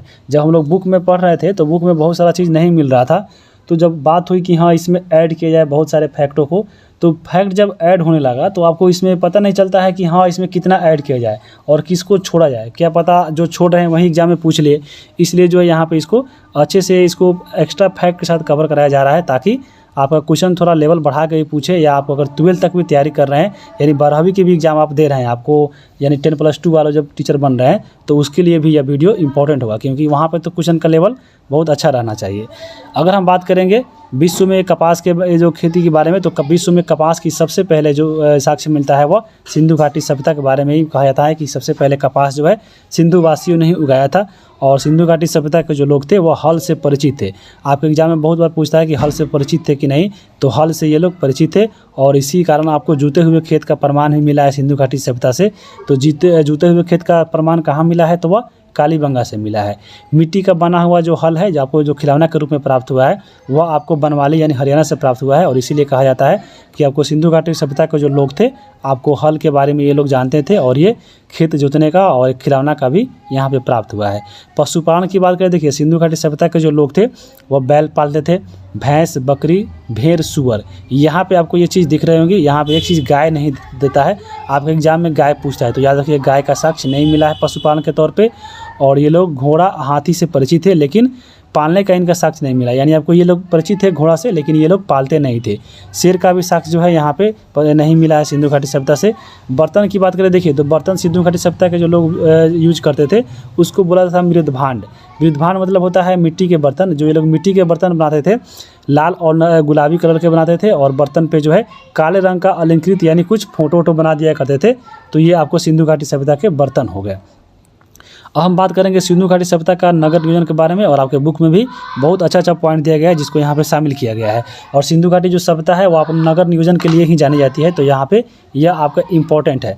तो अगर हम बात करें जो सिंधु घाटी सभ्यता का जो नगर था वह एक आपका ग्रिड पत्ती था, यानी आपको जाल पत्ती के रूप में, जैसे यहाँ पे देखिए आपको जो शतरंज का रूप है इस टाइप से, यानी आपको जितना मान लीजिए इसमें काला वाला है तो आपको काला वाला सभी घर मान लीजिए, तो यहाँ पे बीच में खाली खाली होगा वो वाइट वाला, तो आपको एक जाल के रूप में जो है यहाँ पे इसका नगर नियोजन था। और जो जितने भी घर थे एक दूसरे को समकोण पे काटती थी। जैसे मान लीजिए इसमें ब्लैक वाला ही सभी घर है तो एक दूसरे को समकोण पे काट रही है, और ये शतरंज के समान होती थी। और यहाँ पे कच्ची और पक्की ईंटों दोनों का घर मिला है, एक मंजिला और दो मंजिला का भी मिला है। एक मंजिला तो मिलता ही था लेकिन दो मंजिला का जो है मोहनजोदड़ो से प्राप्त हुआ है। और जल निकासी हेतु यहाँ पे नालियों का उत्तम व्यवस्था जो है आपको उस समय, यानी जब सिंधु घाटी सभ्यता थी वहाँ पे भी, जैसे फिगर में देख सकते हैं यहाँ भी आपको जल निकासी हेतु नाला बनता था। तो ये चीज़ याद हो गई। और सिंधु घाटी सभ्यता के जो भवन थे, जो यानी जो लोग घर बनाते थे, उसका जो दरवाज़ा होता था वह मुख्य सड़क की ओर नहीं होकर घर के पीछे यानी खेत की तरफ खोलते थे। तो ये आपको याद रखिएगा। और एक जगह और आती है इसमें अपवाद में कि जो लोथल जगह था वहाँ पे जो दरवाजे खुलते थे घर के, वह आपको सामने यानी सड़क की ओर खुलते थे। तो ये आपको अपवाद में आता है कौन, तो लोथल होता है। उसके बाद हम बात करें मोहनजोदड़ो के बारे में। देखिए मोहनजोदड़ो से प्राप्त आपको हड़प्पा सभ्यता का सबसे बड़ा इमारत जो मिला है वह मिला है विशाल अन्नानगर। तो यहाँ पे आप फिगर भी देख सकते हैं, ये आपका विशाल अन्नानगर आपको आगे भी मिलेगा। और यहाँ पे देखिए अगर हम बात करें आगे तो मोहनजोदड़ो से प्राप्त धर्म अनुष्ठान हेतु एक विशाल स्नानागार बनाया गया था। तो यहाँ पे ये आपको स्नानागार देख सकते हैं, यहाँ पे धर्म अनुष्ठान होता था और ये प्राप्त हुआ है मोहनजोदड़ो से। और मोहनजोदड़ो से ही एक विशाल अन्नागार भी प्राप्त हुआ है। आगे हम बात करेंगे अब अगला आपका है लिपि के, यानी सिंधु घाटी सभ्यता की लिपि कैसी थी, तो यहाँ पे भाव चित्रात्मक थी, यानी जिसको पिक्टोग्राफ इसमें बोला जाता है। तो यहाँ पे ज़्यादा पॉइंट इसके बारे में आपके बुक में दिया गया नहीं था। अब हम बात करेंगे हड़प्पा सभ्यता के कुछ जो इंपॉर्टेंट पॉइंट है आपको जो बुक में दिया गया है। तो सबसे पहले हम बात करते हैं हड़प्पा का ही। हड़प्पा की बात करें, देखिए हड़प्पा जो पड़ता है वह पड़ता है वर्तमान पाकिस्तान में, और पाकिस्तान का जो है मोंटेगोमरी जो आपको साहिवाल जिला में आता है, तो यहीं पे हड़प्पा पड़ता है और ये पाकिस्तान में पड़ता है। और ये रावी नदी के तट पे है। और इसका उत्खननकर्ता कौन थे, तो राय बहादुर सहनी थे। 1921 में इसकी खोज हुई थी। और यहाँ से कौन कौन सा साक्ष्य मिला है, तो मातृ देवी की प्रतिमा यहाँ पे आप देख सकते हैं, जिसको पृथ्वी देवी की प्रतिमा कहते थे, यानी उर्वरता की देवी कहते थे। और इसी स्त्री के गर्भ से जो है आपको निकला हुआ पौधा दिख रहा होगा। तो ये आपको कहाँ से प्राप्त हुआ है, तो हड़प्पा से प्राप्त हुआ है। उसके अलावा ताबूत में रखा 100 की हुआ है। उसके बाद सर्वाधिक लेख युक्त मुहर जो है हड़प्पा से प्राप्त हुए हैं। एक अन्नागार मिला है, गेहूं और जौ के दाने मिले हैं। और R37 कब्रिस्तान जो है ये आपको कहाँ मिला है, तो ये मिला है आपको हड़प्पा से ही। भारत में नगरीकरण की प्रक्रिया जो है आपको हड़प्पा काल में हुई थी, आपके बुक में दिया गया था। और अभी वर्तमान में अगर हम बात करें भारत में, तो लगभग 28% जनसंख्या जो है नगरीकरण हो चुका है। अगर हम बात करें आगे रोपण के बारे में दिया गया था, तो रोपण पड़ता है पंजाब में सतलज नदी के किनारे। और यहाँ से साक्ष्य मिले हैं मनुष्य के साथ कुत्ते को दफनाने का। और स्वतंत्रता प्राप्ति के बाद जो है पहला उत्खनन जो स्थल था वो आपको रोपड़ ही था। यानी भारत आज़ाद होने के बाद सबसे पहला जो खोजा गया स्थल था वह रोपड़ था, जो पंजाब में पड़ता है। और इसका आधुनिक जो नाम है वह रूपनगर है। तो यहाँ से ये भी पॉइंट याद रख सकते हैं। अब हम बात करेंगे सिंधु घाटी सभ्यता के व्यापार और उद्योग के बारे में। तो यहाँ पे लोग व्यापार उद्योग कैसे करते थे, तो हड़प्पा वासी जो है इनका जो मुख्य व्यवसाय जो है आपको व्यापार था। और हड़प्पा काल में सर्वाधिक जो व्यापार होती थी वह मेसोपोटामिया की सभ्यता से होती थी। और हड़प्पा सभ्यता का सबसे विकसित जो बंदरगाह था वह लोथल था जो गुजरात में पड़ता था। और हड़प्पा काल में व्यापार है तो लोग जो है वस्तु विनिमय प्रणाली के माध्यम लाते थे, क्योंकि उस समय आपको मुद्रा का जो खोज नहीं हुआ था। लेन देन में मुहर का प्रयोग होता था। जो मुहर जो होता था वह सिलखिड़ी की बनी होती थी। यहाँ पे जो मुहर का कार्य होता था तो आगे हम लोग देखेंगे, जैसे आप फिगर में देख रहे हैं। और हड़प्पा सभ्यता के जो लोग थे वो माप तौल के लिए 16 का जो है गुणज उपयोग करते थे। जैसे 1 हो गया, फिर 16 हो गया, फिर इसके 16 गुना, ऐसे ऐसे ये लोग जो है यूज़ करते थे, जो आगे चलकर दशमलव प्रणाली का सूचक बना। और लोथल से जो है जब देखिएगा लोथल, तो लोथल से तराजू का पल्ला और मोहनजोदड़ो से जो है बाट होता है, जो जोखने वाला होता है वस्तु, वो चीज़ें मिली है। इसलिए पता चलता है कि वहाँ के लोग जो है आपको व्यापार भी करते थे। जैसे देखिए आपको फिगर में यहाँ पे मोहनजोदड़ो से प्राप्त आपको पहिए वाली बैलगाड़ी मिली है, पहले वाले खिलौना गाड़ी मिला है। और इस पता चलता है कि मोहनजोदड़ो में जो है लोग व्यापार करते थे और इससे सामान ढोते थे। उसी प्रकार देखिए लोथल का जो बंदरगाह है आपको प्राप्त हुआ है। और यहाँ पे बंदरगाह के द्वारा ही एक दूसरे जैसे मेसोपोटामिया की सभ्यता से व्यापार हुआ करती थी। और यहाँ पे देखिए मुहर, ये आपको मुहर है। तो मुहर का जो प्रयोग है आपको व्यापारिक लोग करते थे। जैसे मान लीजिए कोई सामान दूसरी जगह भेज रहे हैं तो यहाँ पे एक ठप्पा लगा देते थे मुहर के तौर पे कि हाँ इसमें अगर कोई छेड़छाड़ होता है, सामान निकलता है तो यह पता चलेगा। यह सिलखड़ी की बनी होती थी। अब यहाँ पे देखिए आपके बुक में कुछ दिया गया था कि हाँ कहाँ कहाँ से व्यापार होता था। जैसे तांबा की बात करें तो तांबा जो होता था वह खेतरी पड़ता है बलूचिस्तान में, तो वहाँ से होता था। चांदी की बात करें तो चांदी जो है अफगानिस्तान और ईरान से होता था व्यापार। टीन की बात करें तो टीन जो है अफगानिस्तान से। सोना का देखिए अफगानिस्तान और इराक और कर्नाटक से। और जो शीशा था वह ईरान से होता था।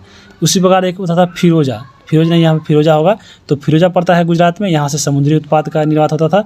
उसी प्रकार जम्मू की बात करें तो जम्मू में जो है वह लकड़ी होता था। तो ये सब चीज़ें याद रखिएगा।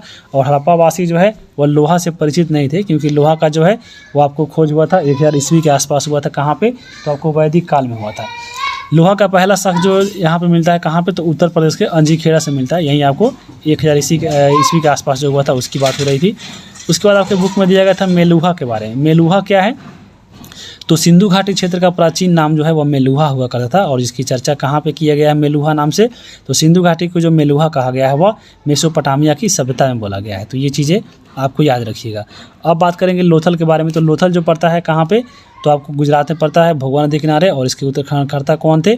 तो रंगनाथ राव थे। और यहाँ से क्या क्या मिला? तो अभी देखे हैं जो लोथल का बंदरगाह था वह हो गया, हाथीदांत हो गया, और उसके बाद मनके बनाने का कारखाना। जो इंपॉर्टेंट है वहीं याद रखिएगा यहाँ पे।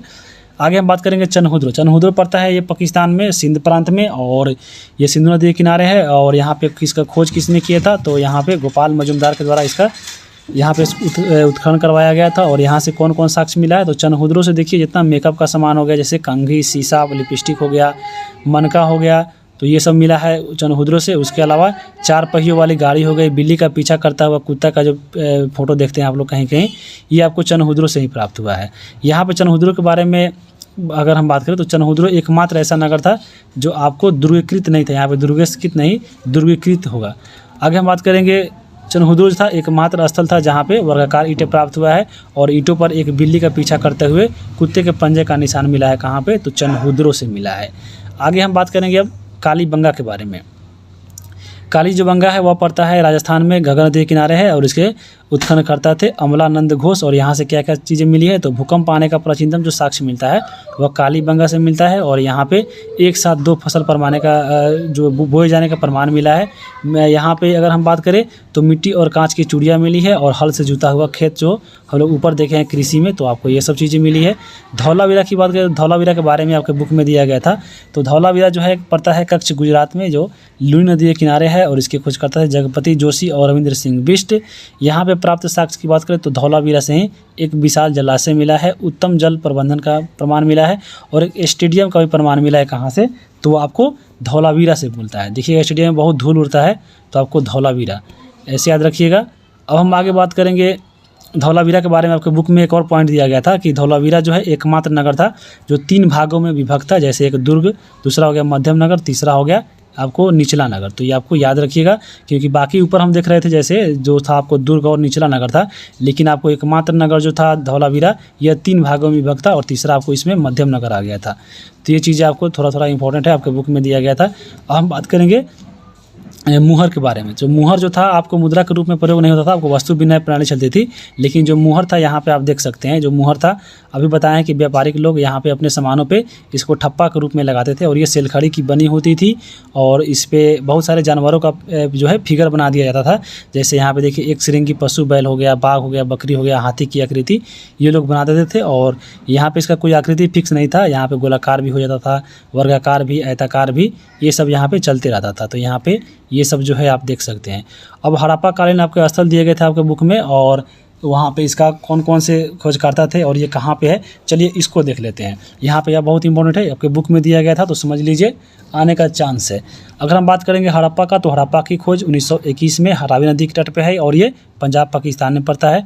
मोहनजोदड़ो है 1922 में इसका खोज हुआ था, सिंधु नदी के तट पे है और ये पाकिस्तान में पड़ता है। चनहुद्रो की बात करें तो आपको पूरा डेट याद नहीं रखना है, जो इंपॉर्टेंट है उसी को याद रखिएगा। तो चनहुद्रो है पड़ता है कहाँ पे, तो सिंधु नदी यानी पाकिस्तान में। उसके बाद देखिए लोथल है पड़ता है गुजरात में भोगवा नदी के किनारे।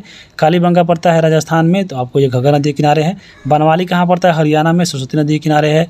रंगपुर कहाँ पड़ता है, तो गुजरात में मादर नदी के किनारे है। रोपर पड़ता है पंजाब में सतलज नदी के किनारे और इसका वर्तमान जो नाम है वह रूपनगर है, पंजाब में पड़ता है। और यह जो स्थल है वह आपको देश आज़ाद होने के बाद सबसे पहली बार खोजा गया था। बहुत इंपॉर्टेंट पॉइंट है। कोट दीजी जो है पड़ता है पाकिस्तान में, सिंधु नदी के तट पे है। सुतकांगेज डोर है, यही पड़ता है पाकिस्तान में, दास्ता नदी किनारे है। सुतकोटदा जो है सरस्वती नदी के किनारे पड़ता है, गुजरात में पड़ता है। मांडा जो है आपको पड़ता है चेनाब नदी के किनारे, जम्मू कश्मीर में। और राखीगढ़ी पड़ता है हरियाणा में, घग्गर नदी के किनारे। आलमगीर जो पड़ता है यूपी में पड़ता है, मेरठ के पास, और ये हिंडन नदी के किनारे है। तो ये चीज़ें आपको याद रखनी है। उसके बाद देखिए आपके सिंधु घाटी सप्ताह में जो है आपके बुक में ये भी दिया गया था अंतिम संस्कार के बारे में। तो अंतिम संस्कार की जो सिंधु घाटी सप्ताह में 3 भी दिया थी। एक थी आपको पूर्ण समाधिकरण।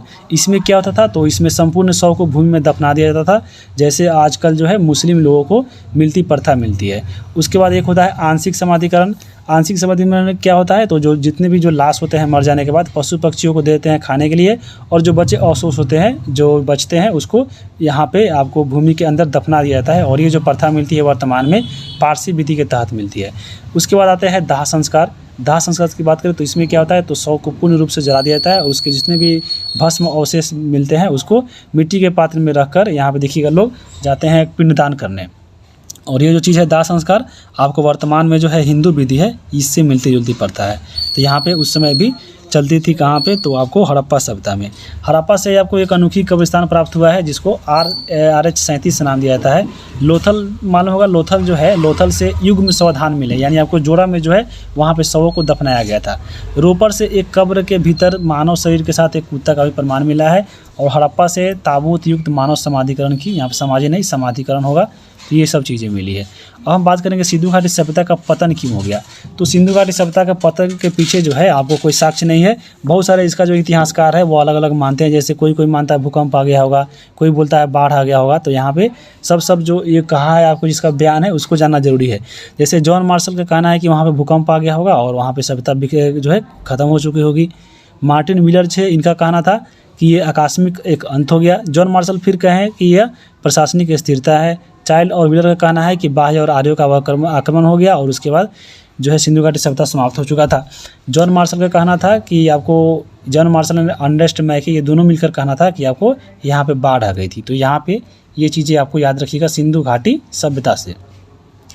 अब चलिए आपके बुक में दिया गया था सिंधु घाटी सभ्यता से क्वेश्चन कि निम्नलिखित में से कौन हड़प्पा कालीन स्थल नहीं है। तो यहाँ पे देखिए मोहनजोदड़ो लोथल है और आपको कालीबंगा भी है। यहाँ पे कौन नहीं है, तो हस्तिनापुर नहीं है। तो यहाँ पे ऑप्शन नंबर इसका 4 हो जाएगा। उसके बाद हम बात करेंगे 5वां ख नंबर क्वेश्चन कि किस शहर में बंदरगाह के अवशेष मिले हैं। तो आपको मालूम होगा कि लोथल में जो बंदरगाह था उसका अवशेष मिला था। तो ऑप्शन नंबर यहाँ पे ख का 1 हो जाएगा। तो ग नंबर यहाँ पे सवाल है कि निम्न में से कौन हड़प्पा सभ्यता का विशेषता जो है यहाँ पे नहीं था।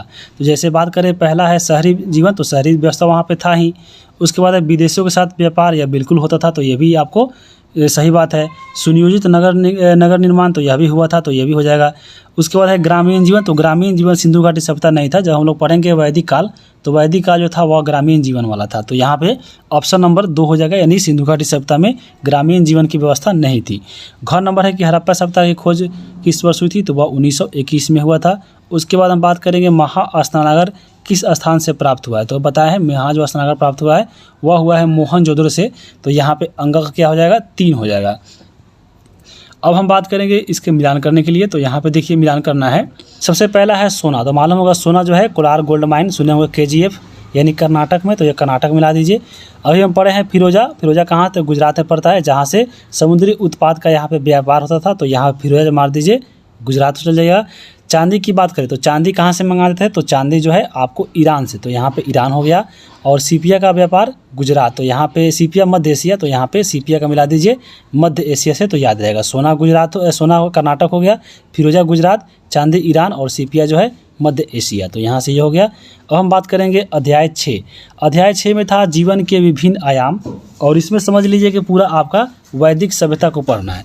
तो चलिए यहाँ पे हम लोग वैदिक सभ्यता को कवर करते हैं। वैदिक सभ्यता जो आई थी वो आपको सिंधु घाटी सभ्यता समाप्त होने पे आई थी। तो सिंधु घाटी सभ्यता जब हम लोग पढ़ रहे थे तो सिंधु घाटी सभ्यता का काल देखे हैं 2500 से लेकर 1750 BC था। और इसी के समाप्ति के पास भारत में जो जिस सभ्यता का विकास हुआ उसको बोला जाता है वैदिक सभ्यता। तो यहाँ पे चलिए वैदिक सभ्यता के बारे में हम लोग जानते हैं। वैदिक सभ्यता की बात करें तो यहाँ पे आर्यों के द्वारा यह विकसित सभ्यता थी। और भारतीय सभ्यता और संस्कृति जो संस्थापक माने जाते हैं भारत में, तो वह आपको माने जाते हैं आर्यों के द्वारा ही, क्योंकि आर्यों के द्वारा ही आपको भारत में सब जो भारतीय सभ्यता थी इसकी स्थापना की गई थी। आर्य का मतलब होता है श्रेष्ठ, कुलीन यानी उत्तम। इसका जो निवास था, जो आर्य लोग रहते थे, आपको मध्य एशिया में आया था। मध्य एशिया जानते होंगे, ये आपका मध्य एशिया वाला है, ये वाला एरिया। और मध्य एशिया में जो है टोटल 5 कंट्री आते हैं। आपको कजाकिस्तान हो गया, किर्गिस्तान हो गया, तुर्कमेनिस्तान, उज्बेकिस्तान, तो ये सब चीज़ें जो 5 कंट्री है वो आपको आते हैं कहाँ पे? तो ये मध्य एशिया में। और आर्य जो लोग थे यहीं पे रहते थे। इनका जो मूल निवास को लेकर बहुत सारे इतिहासकार जो है अलग अलग जगहों को मानते हैं। जैसे अगर हम बात करें संपूर्णानंद की, तो संपूर्णानंद का कहना है कि जो आर्य जो लोग थे वह आल्प्स पर्वत के पूर्व हिस्सा यानी जो यूरेशिया के निकट है वहाँ पे रहते थे। मैक्स मिलर का कहना था कि जो आर्य लोग थे वह आपको मध्य एशिया से आए थे। विलियम जोन्स का कहना था कि ये लोग यूरोप में रहने वाले थे। स्वामी दयानंद सरस्वती का कहना था कि जो आर्य लोग थे वह तिब्बत के रहने वाले थे। बाल गंगाधर तिलक कहते थे कि यहाँ पे जो आर्य लोग हैं वह उत्तरी ध्रुव यानी आर्कटिक प्रदेश के रहने वाले थे। तो ये सब चीज़ें आपको याद रखिएगा। अब आर्य की बात करें तो आर्य ने भारत में जब आया, ये लोग आपको जहाँ पे इनका निवास था, यहाँ से जो लोग भारत आए तो आपको वैदिक सभ्यता का विकास किए और वेदों की रचना की, जिसकी जानकारी जो हमें साहित्यिक स्रोत से मिलता है। भारत में आर्यों की जानकारी जो प्राप्त होती है वह ऋग्वेद से प्राप्त होती है। ऋग्वेद में अगर हम बात करें तो आर्य वर्ड जो लिखा गया वह 36 बार इसका चर्चा किया गया है ऋग्वेद में। और आर्य सर्वप्रथम जब भारत आए तो इन्होंने पंजाब, हरियाणा और पाकिस्तान, अफगानिस्तान क्षेत्र में ये लोग बस गए थे। तो ये आपको आर्य हो गए। और आर्य लोग की जो लिपि थी वह जो आर्य जो लोग थे वह लिपि से परिचित थे, यानी आपको लिपि से परिचित नहीं थे, यानी ये जो आर्य लोग थे वह लिपि से अपरिचित थे, यानी ये लोग लिखना पढ़ना लिखना इन लोगों को मालूम नहीं था। यहाँ पे जो भी ये लोग बात एक दूसरे को बोलते थे ये आपको एक दूसरे से सुनते थे, सुनाते थे। और ये सुनने के बाद ही, क्योंकि यहाँ पे जो लोग थे अपरिचित थे लिपि से, इसलिए ये लोग अपने जो ज्ञान होते थे दूसरे को सुनाते थे। इसलिए यहाँ पे ये जो वैदिक काल में जो साहित्य बना उसको श्रुति साहित्य बोला जाता है, क्योंकि यहाँ का जो साहित्य का जो बाद में निर्माण हुआ था आगे चलकर, वह एक दूसरे की बातों को सुनकर हुआ था। यहाँ पे क्योंकि ये जब देखिएगा आर्य जो लोग थे वो आपको पढ़े लिखे नहीं थे, यानी आपको ये लिपि इनको मालूम नहीं था, तो ये लोग अपने ज्ञान को दूसरे को बताते थे और यही बोल कर जो है दूसरे को बताते रहे, इसलिए इसको श्रुति साहित्य कहा जाता है। और ये चीज़ आपके बुक में भी दिया गया है। तो वैदिक साहित्य के बारे में देख लिए। और वैदिक सभ्यता जो थी आर्यों के द्वारा विकसित किया गया था। और वैदिक जो शब्द बना है आपको वेद से बना है, और वेद का अर्थ होता है ज्ञान। और जो वैदिक सभ्यता थी वो आपको ग्रामीण सभ्यता थी। और यहाँ पर समाज कैसा था? तो पितृ सत्तात्मक था, यानी पितृ प्रधान था, यानी पुरुषों की यहाँ पर प्रधानता ज़्यादा थी। और यहाँ पे इसका व्यवसाय क्या था वैदिक काल में? तो पशुपालन और कृषि इनका मुख्य व्यवसाय था। अब हम बात करेंगे आगे वैदिक काल। तो देखिएगा वैदिक काल को 2 भागों में बांट कर पढ़ना है, आपके बुक में भी सेम टू सेम ऐसे ही दिया गया है। वैदिक काल की बात करें तो 2 आपको, एक है ऋग्वैदिक काल, दूसरा इसमें है उत्तर वैदिक काल। तो ऋग्वैदिक जो काल है वो आपको 1500 से लेकर 1000 BC के बीच में पढ़ना है। और जो वैदिक काल है उसको 1000 से 600 के बीच में पढ़ना है, यानी आपको वैदिक काल पूरा 1500 से लेकर 600 BC के बीच में पढ़ना है। और ऋग्वैदिक काल के बारे में जानकारी प्राप्त होता है वह ऋग्वेद से मिलता है। और उत्तर वैदिक काल के बारे में जानकारी प्राप्त होता है आपको अन्य 3 वेद यानी ऋग्वेद को छोड़कर, जैसे यजुर्वेद, सामवेद और अथर्ववेद से। और उसके अलावा ब्राह्मण ग्रंथ, आरण्यक और उपनिषद जो है आपको प्राप्त होता है उत्तर वैदिक काल के बारे में। तो ये तो आपका हो गया। अब लेकिन यहाँ पे वैदिक कुछ साहित्य है जिसके बारे में देखना है, और वैदिक साहित्य के माध्यम से ही वैदिक युग के बारे में आपको अच्छे से पता चलेगा। जैसे साहित्यिक सर्च की बात करें तो आपको वेद हो जाएंगे, ब्राह्मण ग्रंथ, उपनिषद और आरण्यक जो हो जाएंगे, और इसी के माध्यम से जो है हम लोग वैदिक काल के बारे में जानेंगे। जबकि पुरातात्विक साक्ष्य की बात करें तो यहाँ पे अगर हम बात करें तो यहाँ पे 2 अभिलेख मिले हैं। एक आपका है बोगाजकोई अभिलेख, और इसमें क्या कहा गया है, तो वैदिक जो देवता थे भगवान इंद्र और वरुण और मित्र और नासत्य का जो वर्णन किया गया है आपको बोगाजकोई से मिला है। और ऐसे पता चलता है कि आपको बोगाजकोई जो अभिलेख थे आपको वैदिक साहित्य के समय के थे। कासाइट अभिलेख मिला है, और यहाँ पे इसमें लिखा गया है कि आर्यों की एक शाखा जो थी ईरान से चलकर भारत आई थी। यानी कासाइट अभिलेख के अनुसार मानना है कि जो आर्य लोग भारत में आए थे वह ईरान से आए थे। तो ये सब आपको साक्ष्य मिल गए। अब हम बात करेंगे वेद के बारे में। वेद की बात करें तो यहाँ पे वेद का अर्थ होता है ज्ञान, और इसकी जो रचना हुई थी वह रचना आपको ऐसा माना जाता है कि ईश्वर के द्वारा जो है आत्मज्ञान जिन ऋषि को मिला वहीं ऋषियों के द्वारा वेदों की रचना की गई थी, और इसका बाद में संकलन किया गया था महर्षि वेदव्यास के द्वारा। कब, तो गुप्त काल में। याद रखिएगा संकलन इसका गुप्त काल में हुआ था। और वेद कितने हैं, तो वेद जो है 4 वेद है। कौन, तो ऋग्वेद, सामवेद, सामवेद और अथर्ववेद। तो यहाँ पे 4 वेद हो गए। और बहुत इंपॉर्टेंट इसमें ये चीज़ याद रखिएगा कि इसमें जो 3 वेद आपको वेद है, यजुर्वेद, ऋग्वेद, यजुर्वेद और सामवेद, यानी आपको शुरू के जो 3 वेद है इसको बोला जाता है वेदत्रयी, और चारों जब वेद मिलते हैं तो उसको बोला जाता है संहिता। तो ये आपको कुछ पॉइंट है जो याद रखना है। अब हम बात करेंगे ऋग्वेद के बारे में। ऋग्वेद की बात करें तो ऋग्वेद जो है सबसे प्राचीनतम वेद है, और इसके संकलनकर्ता कौन थे, तो महर्षि वेदव्यास थे। ऋग्वेद का वर्णन जो है अगर हम बात करें तो ऋग्वेद में किसका वर्णन है, तो आपको वैदिक देवताओं की स्तुति और मंत्रों का संग्रह इसमें मिलेगा। ऋग्वेद में सूक्त कितने हैं, तो 1028 है। मंत्र कितने हैं, तो 10,462 है। और ऋग्वेद में टोटल 10 मंडल है। अब यहाँ पे देखिए 10 मंडल से जो है बहुत सारा सवाल पूछता है।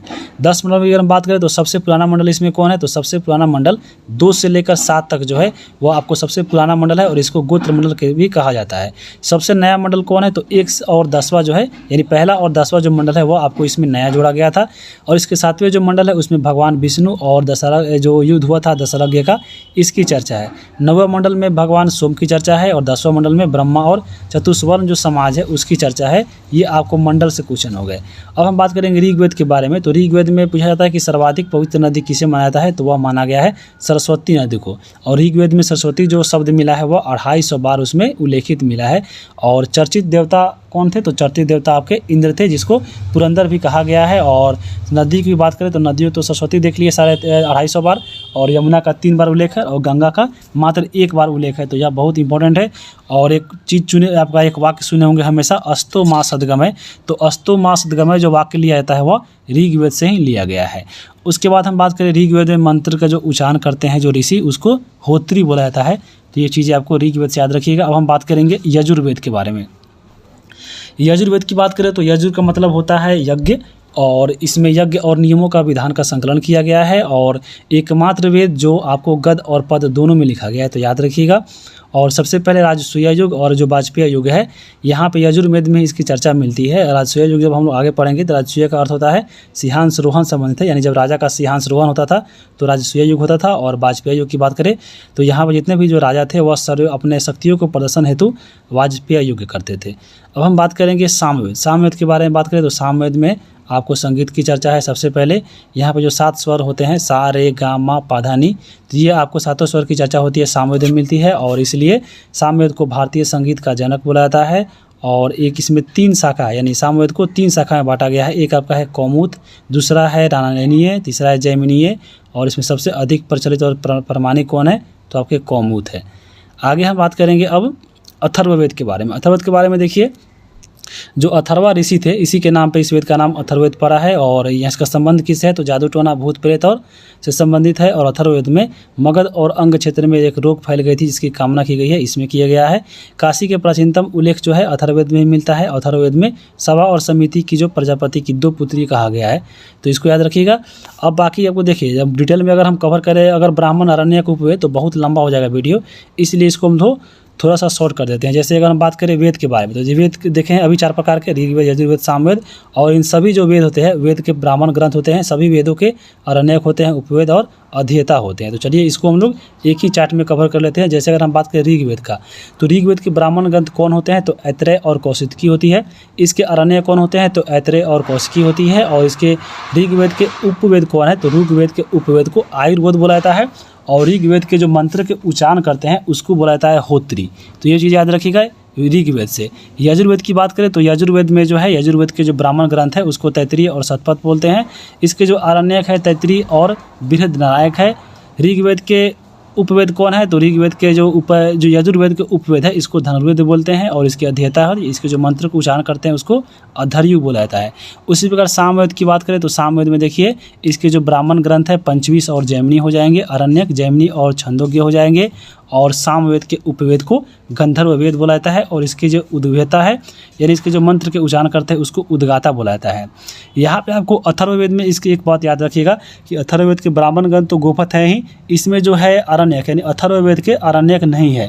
यहाँ पे ये पॉइंट याद रखिएगा कि एकमात्र वेद जिसका अरण्यक नहीं है तो वह कौन है, तो अथर्ववेद है, और इसके उपवेद है शिल्पवेद, और इसके जो मंत्र उच्चारण करते हैं उसको ब्रह्मा कहते हैं। तो यहाँ पे ये चीज़ याद रखिएगा। और आगे इसके बारे में अगर हम और चीज़ देखें तो ब्राह्मण ग्रंथ के बारे में बात करें तो प्रत्येक वेद का गद्य रचना को ही ब्राह्मण ग्रंथ बोलते हैं। तो यहाँ पे इसे याद रखिएगा। और सभी ब्राह्मण ग्रंथों में सबसे विशाल जो है शतपथ ब्राह्मण माना जाता है, तो शतपथ ब्राह्मण जो है सबसे विशाल ब्राह्मण ग्रंथ है। अरण्यक की बात करें तो अरण्यक जो शब्द है वो आपको अरण्य से निकला है। अरण्य का मतलब होता है जंगल, और इसका अर्थ होता है यही कि आपको यह ग्रंथ जो है जंगल में एकांत में यानी आपको शांत वातावरण में लिखा गया है, इसको अध्ययन करने के लिए। और अथर्ववेद को छोड़कर बाकी सभी वेदों का जो है आरण्यक जो है आपको उपस्थित है, लेकिन अथर्ववेद का आरण्यक जो है यहाँ पर रचना नहीं की गई है। तो ये चीज़ें याद रखिएगा। आगे हम बात करेंगे अब उपनिषद की। तो उपनिषद की बात करें तो भारतीय दर्शन का स्रोत माना जाता है उपनिषद को, और भारतीय दर्शन का पिता भी बोला जाता है उपनिषद को। और ऐसा माना जाता है कि उपनिषद जो है कर लेने से जो है मोक्ष प्राप्ति के साधन की चर्चा इसमें दिया गया है, यानी आपको मोक्ष प्राप्ति हो जाएगा। वैदिक साहित्य का सबसे अंतिम भाग जो है उपनिषद है, इसलिए इसको वेदांत दर्शन भी कहते हैं, यानी उपनिषद को वेदांत भी कहते हैं क्योंकि यह आपको सबसे अंतिम में आता है। इसका अर्थ क्या होता है, तो उपनिषद का अर्थ होता है गुरु के समीप बैठकर ज्ञान की प्राप्ति करना। और उपनिषद की संख्या कितनी है, तो 108 है। अब यहाँ पे कुछ जो उपनिषद है चलिए उसको देखते हैं। सबसे पहला है मुंडक उपनिषद। मुंडक उपनिषद में बात करें तो सत्यमेव जयते जो है आपको जो भारत का राष्ट्रीय वाक्य है यह आपको मुंडक उपनिषद से लिया गया है।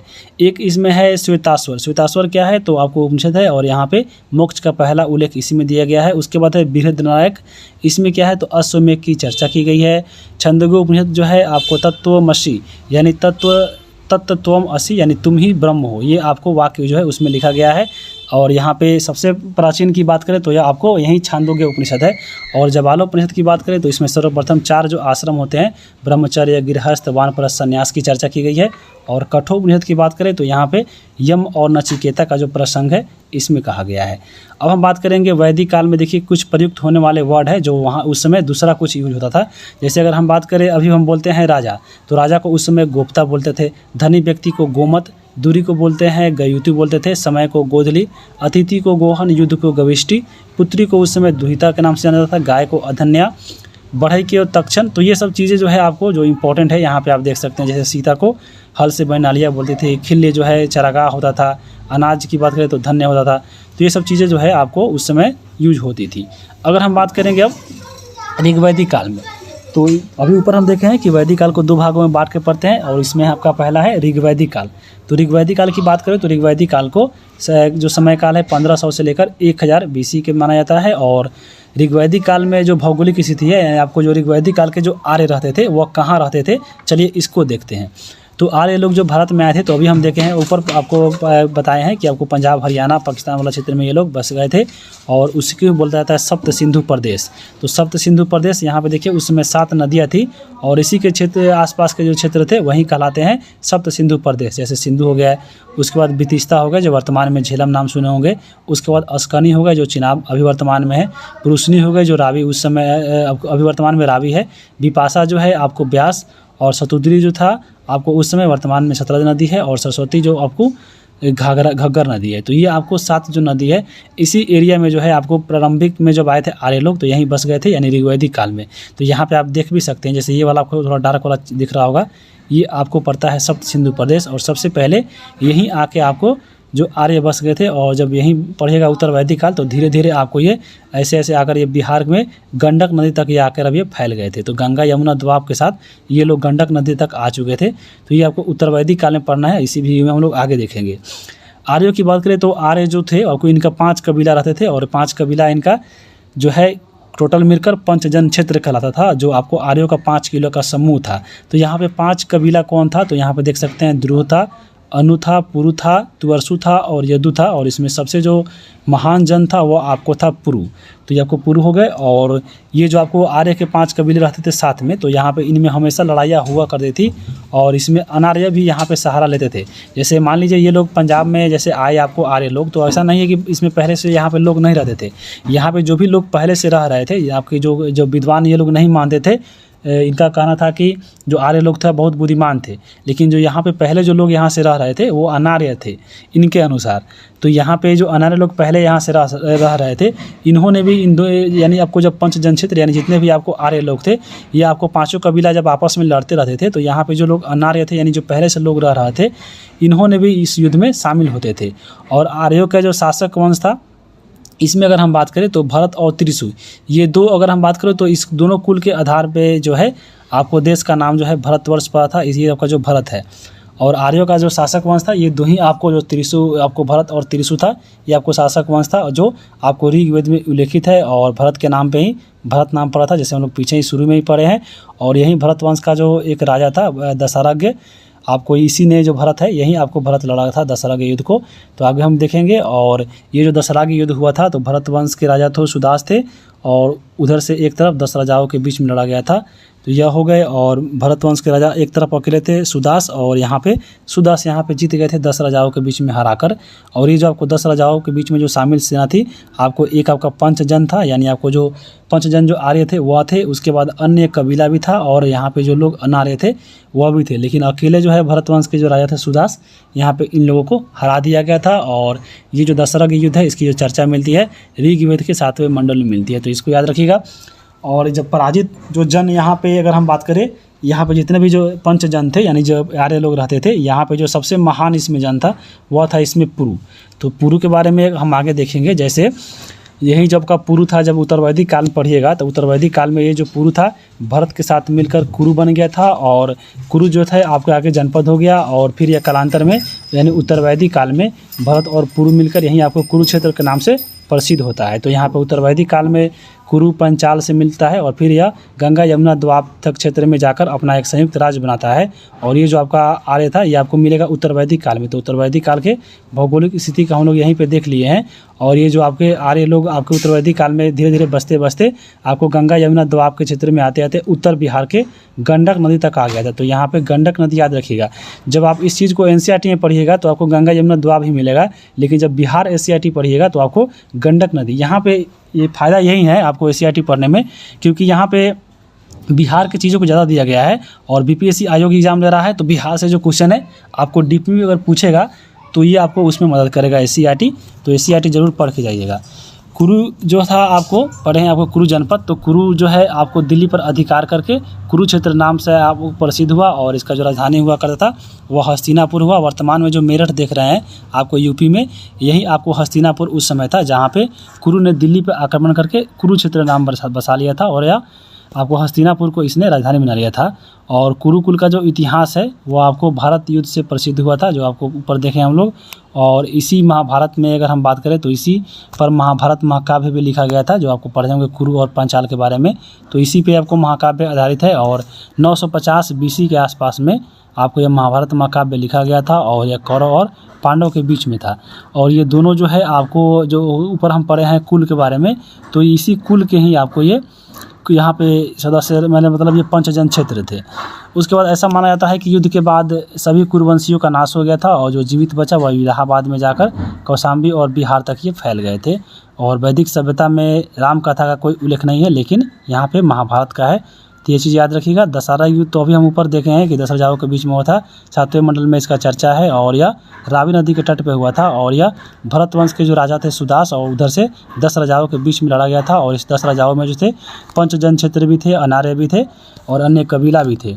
और इसके पीछे कारण क्या था दशहरा के युद्ध के पीछे?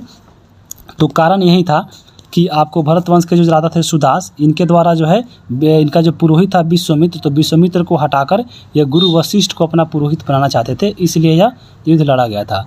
और ऋग्वैदिक काल में वशिष्ठ और विश्वामित्र जो थे आपके 2 पुरोहित थे, और वरिष्ठ रूढ़िवादी थे, और आपके वशिष्ठ जो आपके थे वह रूढ़िवादी थे, और विश्वामित्र जो थे आपके उदारवादी प्रवृत्ति के थे। और यहाँ पे इस युद्ध के बाद परिणाम यही निकला कि राजा सुदास जो थे यहाँ पे इस युद्ध में विजय हुए थे, और पुरोहित वशिष्ठ को यहाँ पे अपना इनका जो बोले थे कि हाँ इनको अपना पुरोहित बनाएंगे, तो यहाँ पे इन्होंने बना लिया था वशिष्ठ को। तो ये सब चीज़ें यहाँ से याद रखिएगा। और जब आर्य यानी जब कोई उत्तरवैदिक काल में जब आर्य जो लोग थे वो आपको इनका समाज जो था 3 वर्गों में बटा था, एक आपको योद्धा, दूसरा पुरोहित, और तीसरा समान जन। लेकिन अब जब आप पढ़िएगा आपको आगे उत्तरवैदिक काल, तो उत्तरवैदिक काल में जब पुरुष सूक्त पढ़ना है तो पुरुष सूक्त में जो है इनको समाज को जो है जाति, उस समाज को बदल दिया गया था आपको वर्ण के आधार पर, जैसे हम लोग आगे पढ़ेंगे। वर्ण व्यवस्था चलिए यहाँ पे हम यहीं पे देख लेते हैं। जैसे वर्ण व्यवस्था देख लीजिए, यहाँ पे ऋग्वेद के 10वें मंडल में पुरुष सूक्त में दिया गया है, और इसके अनुसार 4 वर्णों का विभक्त किया है। जैसे आपको ऐसा माना जाता है कि 4 वर्ण कौन थे, तो आपको ब्राह्मण थे, क्षत्रिय थे, वैश्य थे और शूद्र थे। तो ये आपको कहाँ से लिया गया है, तो पुरुष सूक्त से लिया गया है 10वें मंडल से। और ऐसा माना जाता है कि आपको मुख्य से जो उत्पत्ति हुआ था ब्राह्मण का हुआ था, और इसका कार्य है धार्मिक अनुष्ठान कराना। उसी प्रकार भुजा से जन्म लिए हैं क्षत्रिय, और इनका काम है शासक वर्ग का। उसके बाद जंघा से उत्पन्न हुए हैं वैश्य, और यहाँ पर इनका कार्य है कृषि कार्य करना। पैर से जो उत्पन्न हुए वो होता है शूद्र, और इनका कार्य है सेवा कार्य करना। तो ये वर्ण व्यवस्था जो तो आपको मिला है उत्तरवैदिक काल में। लेकिन जब आर्य लोग पहले आए थे शुरू में आपको, तो ये लोग 3 भाग में ही विभक्त थे, यानी आपको एक योद्धा, पुरोहित और साधारण जन कहलाते थे। तो ये आप चीज़ें देख लिए। अब हम बात करेंगे ऋग्वैदिक काल के राजनीतिक जीवन के बारे में। तो राजनीतिक जीवन की देखें तो यहाँ पे जो समाज था जो इसका जो आपका ऋग्वैदिक काल में, वो आपको कबीला के आधार पे था, यानी कबीला मतलब उसमें जन होता था, और इसके जो प्रधान होते थे वह राजा यानी गोप होते थे। यहाँ पे इनका कार्य क्या था, तो प्रशासन कार्य करना, कबीला का संरक्षण करना, शत्रुओं की रक्षा करना और पशुधन की रक्षा करना। क्योंकि ऋग्वैदिक काल में अगर पशुधन की जो है सबसे बड़ा कोई धन था तो पशुधन था, और वह थी गाय, जिसको अधन्या लोग कहते थे। तो यहाँ पे इसी प्रकार से देखिए वहाँ पे जो प्रशासन का बंटवारा बांटा गया था। जैसे कुल, बहुत कुल होते थे सबसे छोटा इकाई, और बहुत सारे कुल मिलकर ग्राम बनते थे, और ग्राम के जो प्रमुख होते थे ग्रामीणी कहते थे। बहुत सारा ग्राम मिलकर 20 बनते थे, और इसके जो प्रधान होते थे 20पति कहते थे, और ये सभी 20 मिलकर जो जन कहलाते थे, और जन के जो प्रधान होते थे यह राजा होते थे। तो सबसे छोटी इकाई कुल, और सबसे बड़ा इकाई यहाँ पे जन होता था। और ऋग्वेद में जो जन शब्द लिखा गया है वह 275 बार लिखा गया है। तो ये भी आपको याद रखिएगा। आगे हम बात करेंगे किसी भी राज्य क्षेत्र में जनपद का उल्लेख जो है आपको ऋग्वैदिक काल में देखने को नहीं मिलेगा, लेकिन जब आगे जाइएगा तो आपको मिलेगा। उसके बाद हम बात करेंगे 2 महान पुरोहित, अभी आपको देख लिए हैं वशिष्ठ और विश्वामित्र, और इसी के कारण जो है आपको दशरथ युद्ध लड़ा गया था, और सुदास के द्वारा जीतकर वशिष्ठ को जो है आपको उसका पुरोहित बनाया गया था। राजा की सहायता के लिए अनेक संगठन भी बनाया गया था, जैसे आप पढ़ेंगे विधत समिति। तो उसके बाद हम आगे हम बात करेंगे इसी वीडियो में। जैसे देखिए यहाँ पे आ गया, तो यहाँ पे देखिए समिति की बात करते हैं। तो समिति की बात करें तो ऋग्वेद में जो है आपको समिति 9 बार उल्लेखित किया गया है। अथर्ववेद में समिति को प्रजापति की पुत्री कहा गया है। समिति में स्त्रियों का भी प्रवेश इसमें था, और कार्य जो है यहाँ पे इसका कार्य क्या था, तो राजा को सहयोग करना, और साधारण व्यक्तियों का भी इसमें प्रवेश जो है इसमें आना जाना रहता था। सभा की बात करें तो सभा क्या थी उस समय, तो ऋग्वेद में सभा का उल्लेख 8 बार है। इसमें स्त्री और पुरुष दोनों आते थे। अथर्ववेद में सभा को प्रजापति की पुत्री कहा गया है, और इस संस्था में विशिष्ट और समृद्ध लोग की अनुमति थी। तो ये चीज़ देख लीजिए सभा के बारे में। अब हम बात करते हैं विरत के बारे में। विरत की बात करें तो ऋग्वेद में विरत का प्रयोग 122 बार हुआ है। यह विशिष्ट संस्था के रूप में माना जाता था। इसमें स्त्रियां भी शामिल होती थी, वृद्ध और विद्वानों की सहभागिता होती थी। इसमें अधिकांश और आध्यात्मिक जो है विचार विमर्श होता था, और इसे उत्तरवैदिक काल में समाप्त कर दिया गया था। क्योंकि जब उत्तरवैदिक काल पढ़िएगा तो वहाँ पे देखिएगा आपको समिति और विरत और सभा में यहाँ पे स्त्रियों को जाना यहाँ पे मना कर दिया था। तो आगे हम इसमें कवर करेंगे। जैसे ऋग्वैदिक काल में बात करें तो ऋग्वैदिक काल में एक होता था रत्नी। तो रत्नी जो होता था आपको एक अधिकारी था, और इसमें अधिकारी को ही उस समय रत्नी बोलते थे। और उसमें जैसे सेनानी हो गए, ग्रामीणी हो गए, बृहस्पति हो गए, ये सभी रत्नी थे, यानी उस समय अधिकारी थे। न्याय काल की अगर हम बात करें तो यहाँ पे देखिए ऋग्वैदिक काल में कोई भी न्याय का उल्लेख नहीं है, यानी यहाँ पे सब लोग आपको कोई भी अन्याय नहीं करता था। सेना जो है अस्थायी नहीं था, जब कोई मान लीजिए कोई युद्ध का जरूरी पड़ता था तो अपने गांव के लोग जो मिलकर युद्ध में भाग लेते थे। एक था बलि होता था कर। तो यहाँ पे कर की व्यवस्था जो थी आपको ऋग्वैदिक काल में ऐसा था कि राजा को स्वेच्छा से दिया जाने वाला कर था। मन है तो दीजिए, नहीं तो नहीं दीजिए। अगर आपको इच्छा है तो मतलब काबिल है तो दीजिए, नहीं तो नहीं दीजिए। यह व्यवस्था थी कर के बारे में, और कर को उस समय बलि बोलते थे। सामाजिक जीवन कैसा था पूर्व वैदिक काल में? तो जो सामाजिक जीवन था पितृसत्तात्मक था, और लोग एक जगह यानी संयुक्त परिवार के रूप में रहते थे। और जो वर्ण व्यवस्था था, यानी जो इनका जो बांटा गया था वर्ण, वह कर्म के आधार पर बांटा गया था। और कर्म के आधार पर यानी जो व्यक्ति मान लीजिए एक ही घर में सब कोई अलग अलग काम करता है, तो यहाँ पे आपको सब ये नहीं कि हाँ मतलब जाति के आधार पर कि हाँ आपको जो मान लीजिए कोई मिस्त्री का बेटा है या आपको कोई एक ही मतलब हजाम है तो उसका बेटा भी हजाम होगा, ये चीज़ें आधारित नहीं थी। लेकिन जब आगे जब पढ़िएगा तो ये सब चीज़ें थोड़ा थोड़ा बदलते आएगी। कब? तो आपको उत्तर वैदिक काल में। और ऋग्वेद में पढ़िएगा आगे 10 मंडल है और इसमें पुरुष सूक्त की चर्चा है, और इसी में वर्ण व्यवस्था की वर्णन किया गया है। जैसे हम लोग ऊपर देख लिए हैं ब्राह्मण, क्षत्रिय, शूद्र और वैश्य के बारे में। आगे हम बात करेंगे अब इनके वस्त्र कैसे थे ऋग्वैदिक काल में। तो इनके वस्त्र थे सूती और ऊनी। भोजन ये लोग क्या करते थे? तो शाकाहारी और मांसाहारी दोनों करते थे। और इनका मुख्य फसल क्या था? तो जौ था, और जौ को उस समय यौ बोलते थे। और अगर हम बात करें तो नमक और मछली का उल्लेख जो है आपको ऋग्वैदिक काल में नहीं मिलता है। समाज की सबसे छोटी का यही पता है कुल, और इसके जो प्रधान थे कुलूप कहलाते थे। और समाज में स्त्रियों की स्थिति जो थी आपको अच्छी थी ऋग्वैदिक काल में, जो बाद में उत्तरवैदिक काल में यह आपको घटती नज़र आती है। जैसे अगर हम बात करें तो ऊपर देखे हैं कि स्त्री सभा और जो समिति और विद्युत आपका जो उसमें सभा था, वहाँ पे जो है स्त्रियां भाग ले सकती थी। इसलिए माना जाता है कि स्त्रियों की स्थिति जो है आपको सम्मानजनक थी। महिलाओं के लिए भी उपनयन संस्कार का जो प्रावधान किया गया था ऋग्वैदिक काल में। महिलाएं जो थी आपको पति के साथ यज्ञ में भाग ले सकती थी, और स्त्री शिक्षा का जो है महत्व था किसमें? तो ऋग्वैदिक काल में। जैसे आपको बहुत सारे महिलाएं भी मिली है जो विदुषी थी, जैसे लोपामुद्रा, अपोला और घोषा हो गई। उसके बाद अगर हम बात करें ऋग्वैदिक काल में महिलाओं के बारे में, तो देखिए आपको ऋग्वैदिक काल में बाल विवाह का जो प्रचलन नहीं था। सती प्रथा की बात करें तो सती प्रथा का भी प्रचलन नहीं था। यहाँ पे सती प्रथा के बारे में अथर्ववेद में उल्लेख मिलता है, और सिंधु घाटी में भी इसका उल्लेख नहीं है। और 1829 में लॉर्ड विलियम बेंटिक जो है राजा मोहन की सहायता से सती प्रथा को समाप्त कर दिया गया था। और दहेज प्रथा भी जो था आपको ऋग्वैदिक काल में नहीं था। पर्दा प्रथा भी, ये सब प्रथाएँ जो है आपको उस समय नहीं थी। अब हम बात करते हैं आगे इसके सामाजिक जीवन के बारे में। तो सामाजिक जीवन के बारे में बात करें तो सीधे जो ऋग्वैदिक काल था यहाँ पे दास प्रथा की देख ले तो दास प्रथा उस समय चलता था। विधवा का जो पुनर्विवाह होता था वो भी चलता था। नियोग प्रथा भी चलता था, पुनर्विवाह चलता था, और बहुपति विवाह था। तो नियोग प्रथा क्या है इसके बारे में भी आगे हम बात करेंगे। लेकिन सबसे पहले दास प्रथा की बात करें तो दास प्रथा ऋग्वैदिक काल में था। और दास प्रथा की शुरुआत की अगर हम बात करें तो दास प्रथा ऋग्वैदिक काल से ही इसका शुरुआत माना जाता है। और सिंधु घाटी सभ्यता में दास प्रथा यहाँ पे नहीं था, और अकबर जाके 1562 में जो है दास प्रथा का अंत किया था। अब एक यहाँ पे देखिए विधवा विवाह, यानी आपको किसी की पति अगर मर जाता है तो उसका विवाह हो जाता था, तो ये विधवा विवाह हो गया। एक था नियोग प्रथा। नियोग प्रथा क्या था? तो मान लीजिए कोई स्त्री को अगर संतान नहीं हो रहा है, तो यानी आपको निसंतान स्त्री या विधवा है, या आपको अगर उसको संतान की प्राप्ति करनी है, तो संतान प्राप्ति के लिए वह क्या करती थी? तो अपने देवर के साथ या अपने पति के दोस्त के साथ वह आपको जो है आपको इसके तहत संतान उत्पन्न कर सकती थी। तो यही था नियोग प्रथा, जो आपको जो है वैदिक काल में इसका प्रचलन था।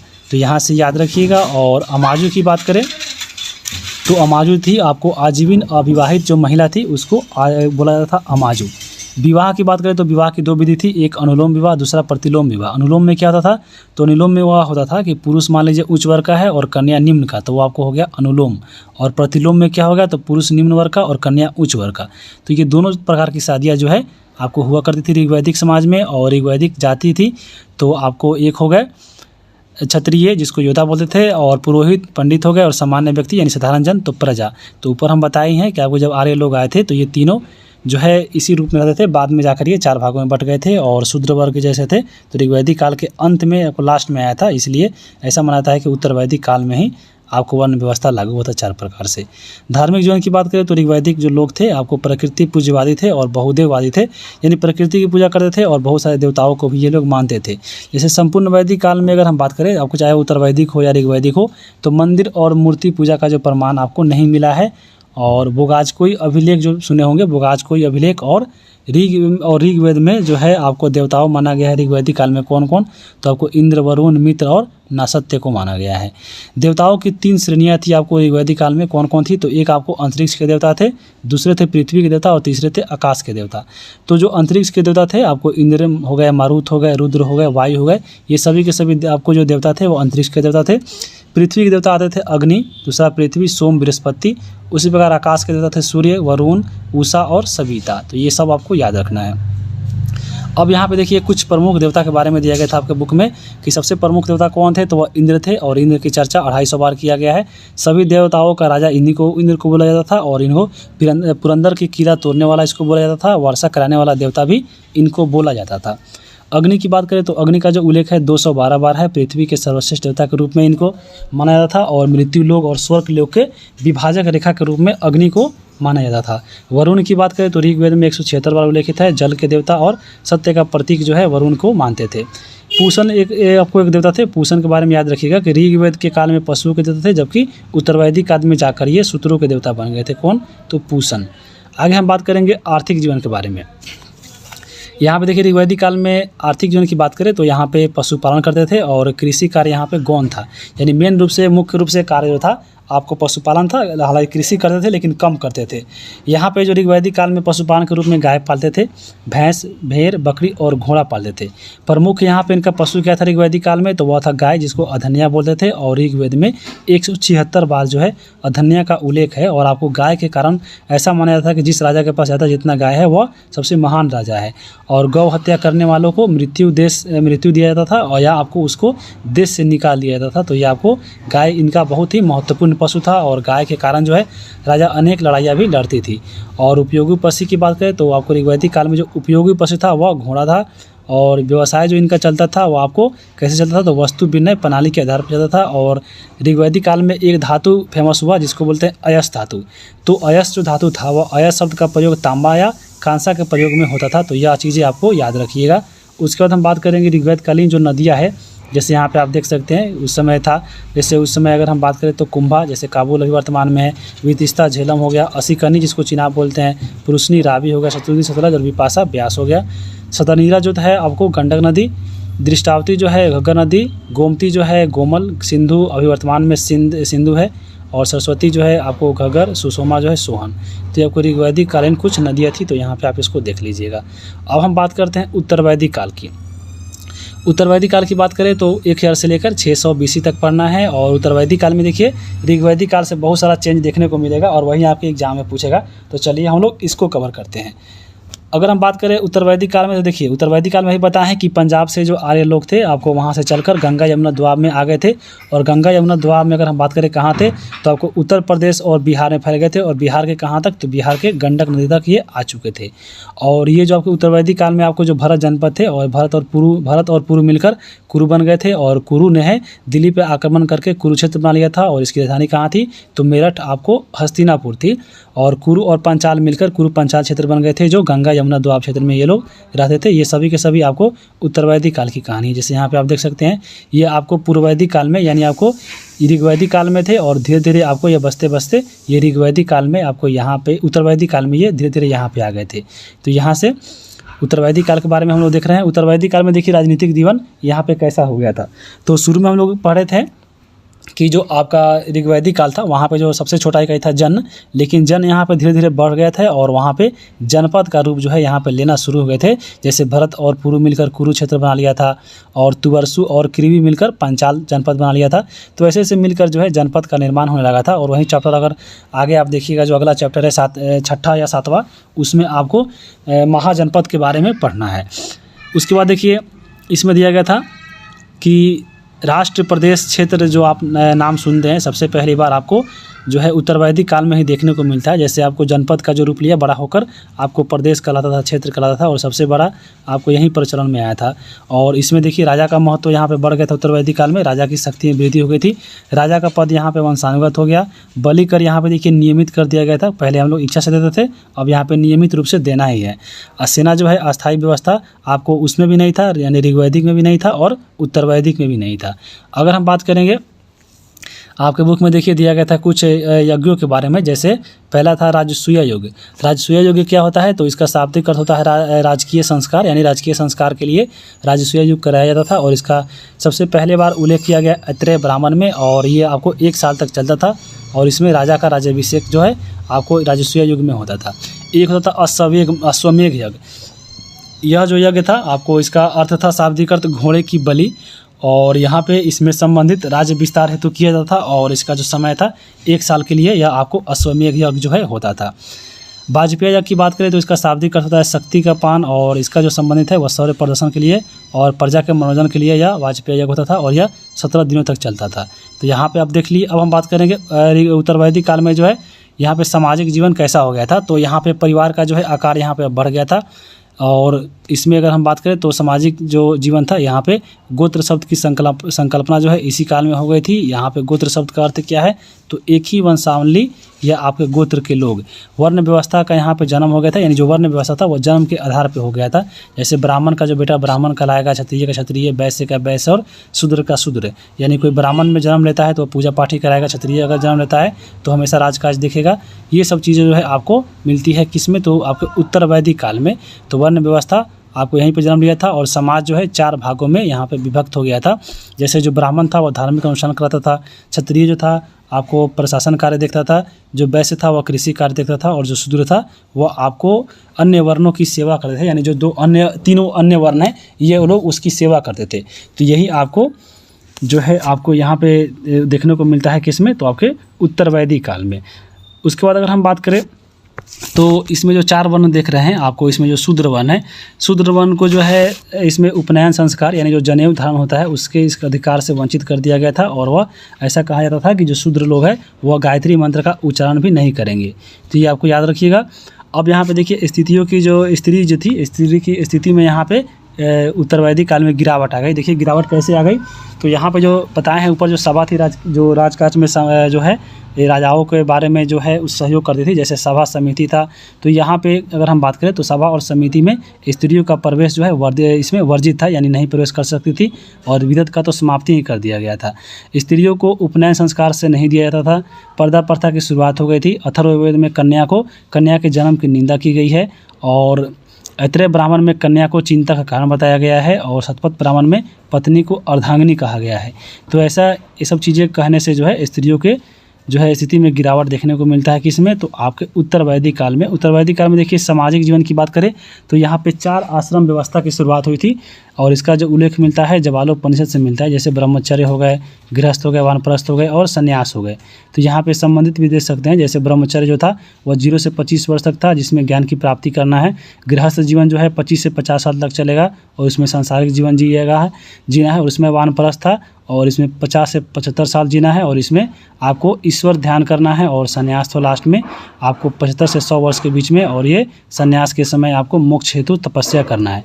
तो ये आपको उस समय जो है चीज़ें चलती थी, वर्तमान में नहीं चलती है। उसके बाद हम बात करें गृहस्थ आश्रम को सभी आश्रमों से श्रेष्ठ माना गया है इसमें, तो बहुत इंपॉर्टेंट है क्योंकि इसमें सांसारिक जीवन जीते हैं। उसके बाद हम बात करेंगे इसमें गृहस्थ जो है आर्य पंच महायज्ञ का अनुष्ठान करते थे। जितने भी गृहस्थ के लोग थे आपको जितने भी गृहस्थ आर्य थे वो 5 महायज्ञ करते थे। तो ये भी आपको उसमें होता था। इसमें मनुष्य को गृहस्थ आश्रम में 3 ऋणों से मुक्त होना आवश्यक था। तो ऐसे ऐसे आपको कर्मकांड जो है उसमें होते रहते थे। उसके बाद हम बात करेंगे आर्थिक जीवन का। तो देखिए यहाँ पे एक बहुत इंपॉर्टेंट पॉइंट पूछता है कि आपको आर्थिक जीवन के तौर पे यानी प्रमुख जो व्यवसाय है वह ऋग्वैदिक काल में क्या था। तो ऋग्वैदिक काल ऊपर पढ़े हैं तो वहाँ पे पशुपालन था, वहाँ पे कृषि होता था, लेकिन मुख्यतः जो था आपको पशुपालन होता था। लेकिन यहाँ पे उत्तर वैदिक काल आते आते यहाँ पे जब पढ़िएगा आपको लोहे का खोज हो गया था, तो नए नए हथियार बनने लगे थे, इसलिए यहाँ पे आपको कृषि जो है ज़्यादा देखने को मिलेगा। तो उत्तर वैदिक काल में जो मुख्य व्यवसाय बन गया था वह कृषि बन गया था, और कृषि करने के कारण जो यहाँ पर मुख्य फसल था यहाँ पे चावल हो गया था। और चावल को उत्तर वैदिक काल में ब्रीही के नाम से जानते हैं। उसी प्रकार देखिए उड़द हो गया, उड़द को मास बोलते थे, जौ को हम लोग उसमें बोलते थे यौ, और गेहूं को गोधूम। तो ये सब चीज़ें थी आपकी प्रमुख फसल थी। और 1000 के आसपास जो है लोहे का यहाँ पे प्रयोग शुरू हो गया था, और लोहे को जो है कृष्ण अयस और लौह अयस के नाम से भी जानते थे। और इसका साक्ष्य कहाँ मिला है, तो उत्तर प्रदेश के एटा जिला और अतरंजी खेड़ा में जो है लोहे का साक्ष्य मिला है। तो यह बहुत इंपॉर्टेंट है। लोहे से बने औजार और उपकरण से कृषि में सहायता मिलने हुआ। और उसके बाद देखिए चावल, नमक और मछली की बात करें तो यहाँ पे जो है इसका ज्ञान जो है उत्तर वैदिक काल को लोगों को हो चुका था। और बर्तन इसमें कैसा था, तो बर्तन जो है चित्रित धूसर और मृतदांड जो है प्रयोग होता था किसमें, तो उत्तर वैदिक काल में। इनके धार्मिक जीवन के बारे में बात करें तो यहाँ पे देखिए धार्मिक जीवन में उत्तर वैदिक काल में आते आते यज्ञ और कर्मकांड यहाँ पे बहुत तेज़ी से बढ़ गया।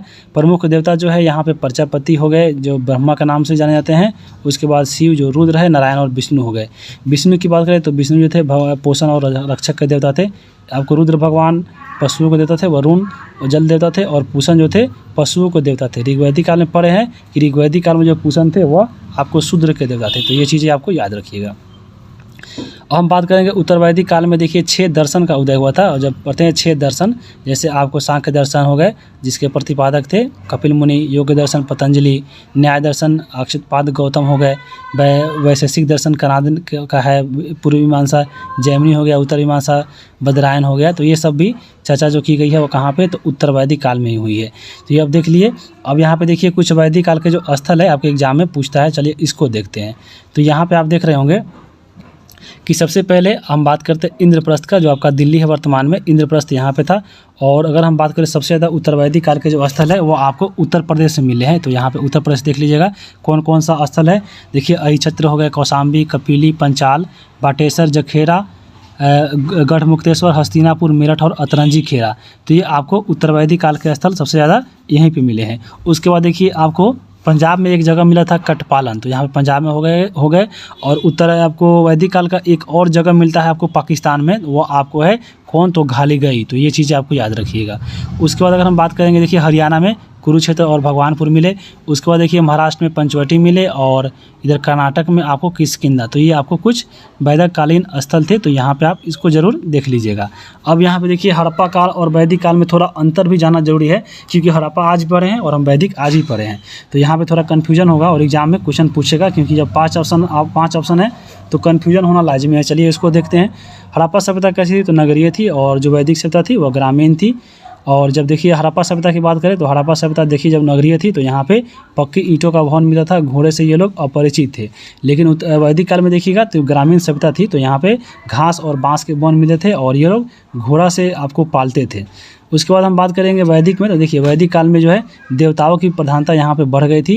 देखें जैसे उत्तर वैदिक काल आते आते यहाँ पे राजतंत्रात्मक व्यवस्था थी, हाथी और बाघ का यहाँ पे उल्लेख नहीं है। समाज जो था आपको पितृसत्तात्मक था, संयुक्त परिवार का व्यवस्था था और लोग जो है यज्ञ कर्म कांड में ज़्यादा विश्वास रखते थे और इनका पवित्र पशु गाय था। और जन्म आधारित जो है यहाँ पे वन व्यवस्था बन गया था और इंद्र और वरुण की स्तुति यहाँ पे यानी लोग पूछते थे। जब वैसे ही अगर हम बात करें हड़प्पा सभ्यता में, तो हड़प्पा सभ्यता में देखे लें यहाँ पे कि यहाँ पे घोड़ों से तो लोग अपरिचित थे ही। उसके बाद देवियों की प्रधानता यहाँ पे ज़्यादा थी, यानी आपको जैसे मातृदेवी की देखे हैं यहाँ पे गणतात्मक व्यवस्था थी। मुहर पर यहाँ पे लोग हाथी का फिगर बना हुआ था। मातृसत्तात्मक प्रधानता थी और संयुक्त परिवार के ये लोग अपरिचित थे, यानी आपको जो हिंदू सभ्यता के लोग थे वह एक जगह नहीं रह सकते थे, यानी आपको एक परिवार में ये लोग नहीं रहते थे। मूर्ति पूजा का प्रचलन था यहाँ पे। पवित्र पशु यहाँ पे बैल था और वर्ण व्यवस्था का यहाँ पे अभाव था और मातृदेवी और शिव का जो पूजा है यहाँ पे होता था। तो ये आपको दोनों में अंतर देख लिए। अब आपके बुक में दिया गया था इनाम गांव के बारे में। तो इनाम गांव क्या है,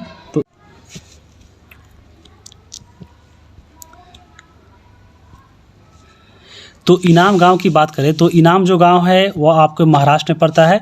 यह घोड़ नदी के तट पर स्थित था और यह जो इनाम गांव है वह आपको यह ताम्रपाषाण बस्ती थी और यहाँ पे मानव का वास का जो है साक्ष्य मिला है, जो 1600 से लेकर 700 BC के समय में इनाम गांव यहाँ पे एक आपका स्थल था। साक्ष्य की बात करें यहाँ से इनाम गाँव से, तो यहाँ पर देखिए पत्थर और तांबा के औजार मिला है। बर्तन की यहाँ पे एक बात करें तो नारंगी रंग के यहाँ पे ज्यामितीय आकार वाला बर्तन मिला है। खेती यहाँ पे होती थी जौ, गेहूँ, मटर, सरसों नहीं मसूर, और यहाँ पे ये हटा दीजिए। पालतू पशु की बात करें तो यहाँ पे देखिए आपको पालतू पशु गाय था, बैल था, भेड़ था, बकरी, कुत्ता और घोड़ा था। कब्र में मृतकों के साथ यहाँ पे औजार मिले हैं, हथियार और गहने जो है आपको एक साथ मिले हैं। तो ये सब चीज़ें याद रखिएगा। अब हम चलिए आपको इसमें जो है इसका जो अभ्यास है चलिए उसको देखते हैं। तो पहला आपका यहाँ पे क्वेश्चन है, आपको हाँ या ना में देना है। जैसे पहला क्वेश्चन है कि ऋग्वैदिक आर्य जो थे पशुपालन थे, तो बात सही है। जो ऋग्वैदिक काल के जो आर्य थे वह सबसे ज़्यादा पशुपालन करते थे। उसके बाद आर्यों के जीवन में गाय और घोड़े का महत्वपूर्ण स्थान था, तो बिल्कुल था। वो लोग गाय को तो अधन यानी पूजा करते थे और घोड़ा उनका पालतू पशु था, तो यहाँ पे 2 नंबर भी आपका सही हो जाएगा। ग नंबर है वैदिक क्षेत्र तमिलनाडु तक विस्तृत था, तो ये गलत है। वैदिक जो क्षेत्र था आपको बिहार के गंडक नदी तक क्षेत्र था, तो ये गलत हो जाएगा। आर्य लोग नगरों में निवास करते थे, तो आर्य लोग नगरों में नहीं, या ग्रामीण सभ्यता थी, तो आपको ये गलत हो जाएगा। इनाम गाँव के लोग जो है मृतकों को जला देते थे, तो ऐसा नहीं है, तो ये भी आपका गलत हो जाएगा, यानी पहला और दूसरा इसमें सही हो जाएगा। आगे चलते हैं। अगला इसमें ऑब्जेक्टिव क्वेश्चन है कि वेदों की कुल संख्या कितनी है, तो वेदों की संख्या टोटल 4 है, तो ऑप्शन नंबर 2 हो जाएगा। पुरुष सूक्त किस वेद में है, तो ऋग्वेद में है, ऑप्शन नंबर 1 हो जाएगा। ऋग्वैदिक काल का प्रमुख व्यवसाय क्या था, तो आपको बताया है कि ऋग्वैदिक काल में लोग उस समय सबसे शुरू में पशुपालन करते थे। कृषि होता था, लेकिन कृषि वहाँ पे गौण था, बहुत कम मात्रा में होता था। जब उत्तरवैदिक काल में आपको जब लोहा का खोज हो गया, तो आपको नए नए हथियार बने और कृषि कार्य तेज हो गया, तो ऋग्वैदिक काल में प्रमुख व्यवसाय आपको पशुपालन हो जाएगा। उसके बाद है घ नंबर, इनाम गांव किस राज्य में है, तो इनाम जो गांव है वह पड़ता है आपके महाराष्ट्र में, तो ऑप्शन नंबर यहाँ पे आपके 4 हो जाएंगे। अब यहाँ पे चलिए खाली स्थान को भरना है, तो खाली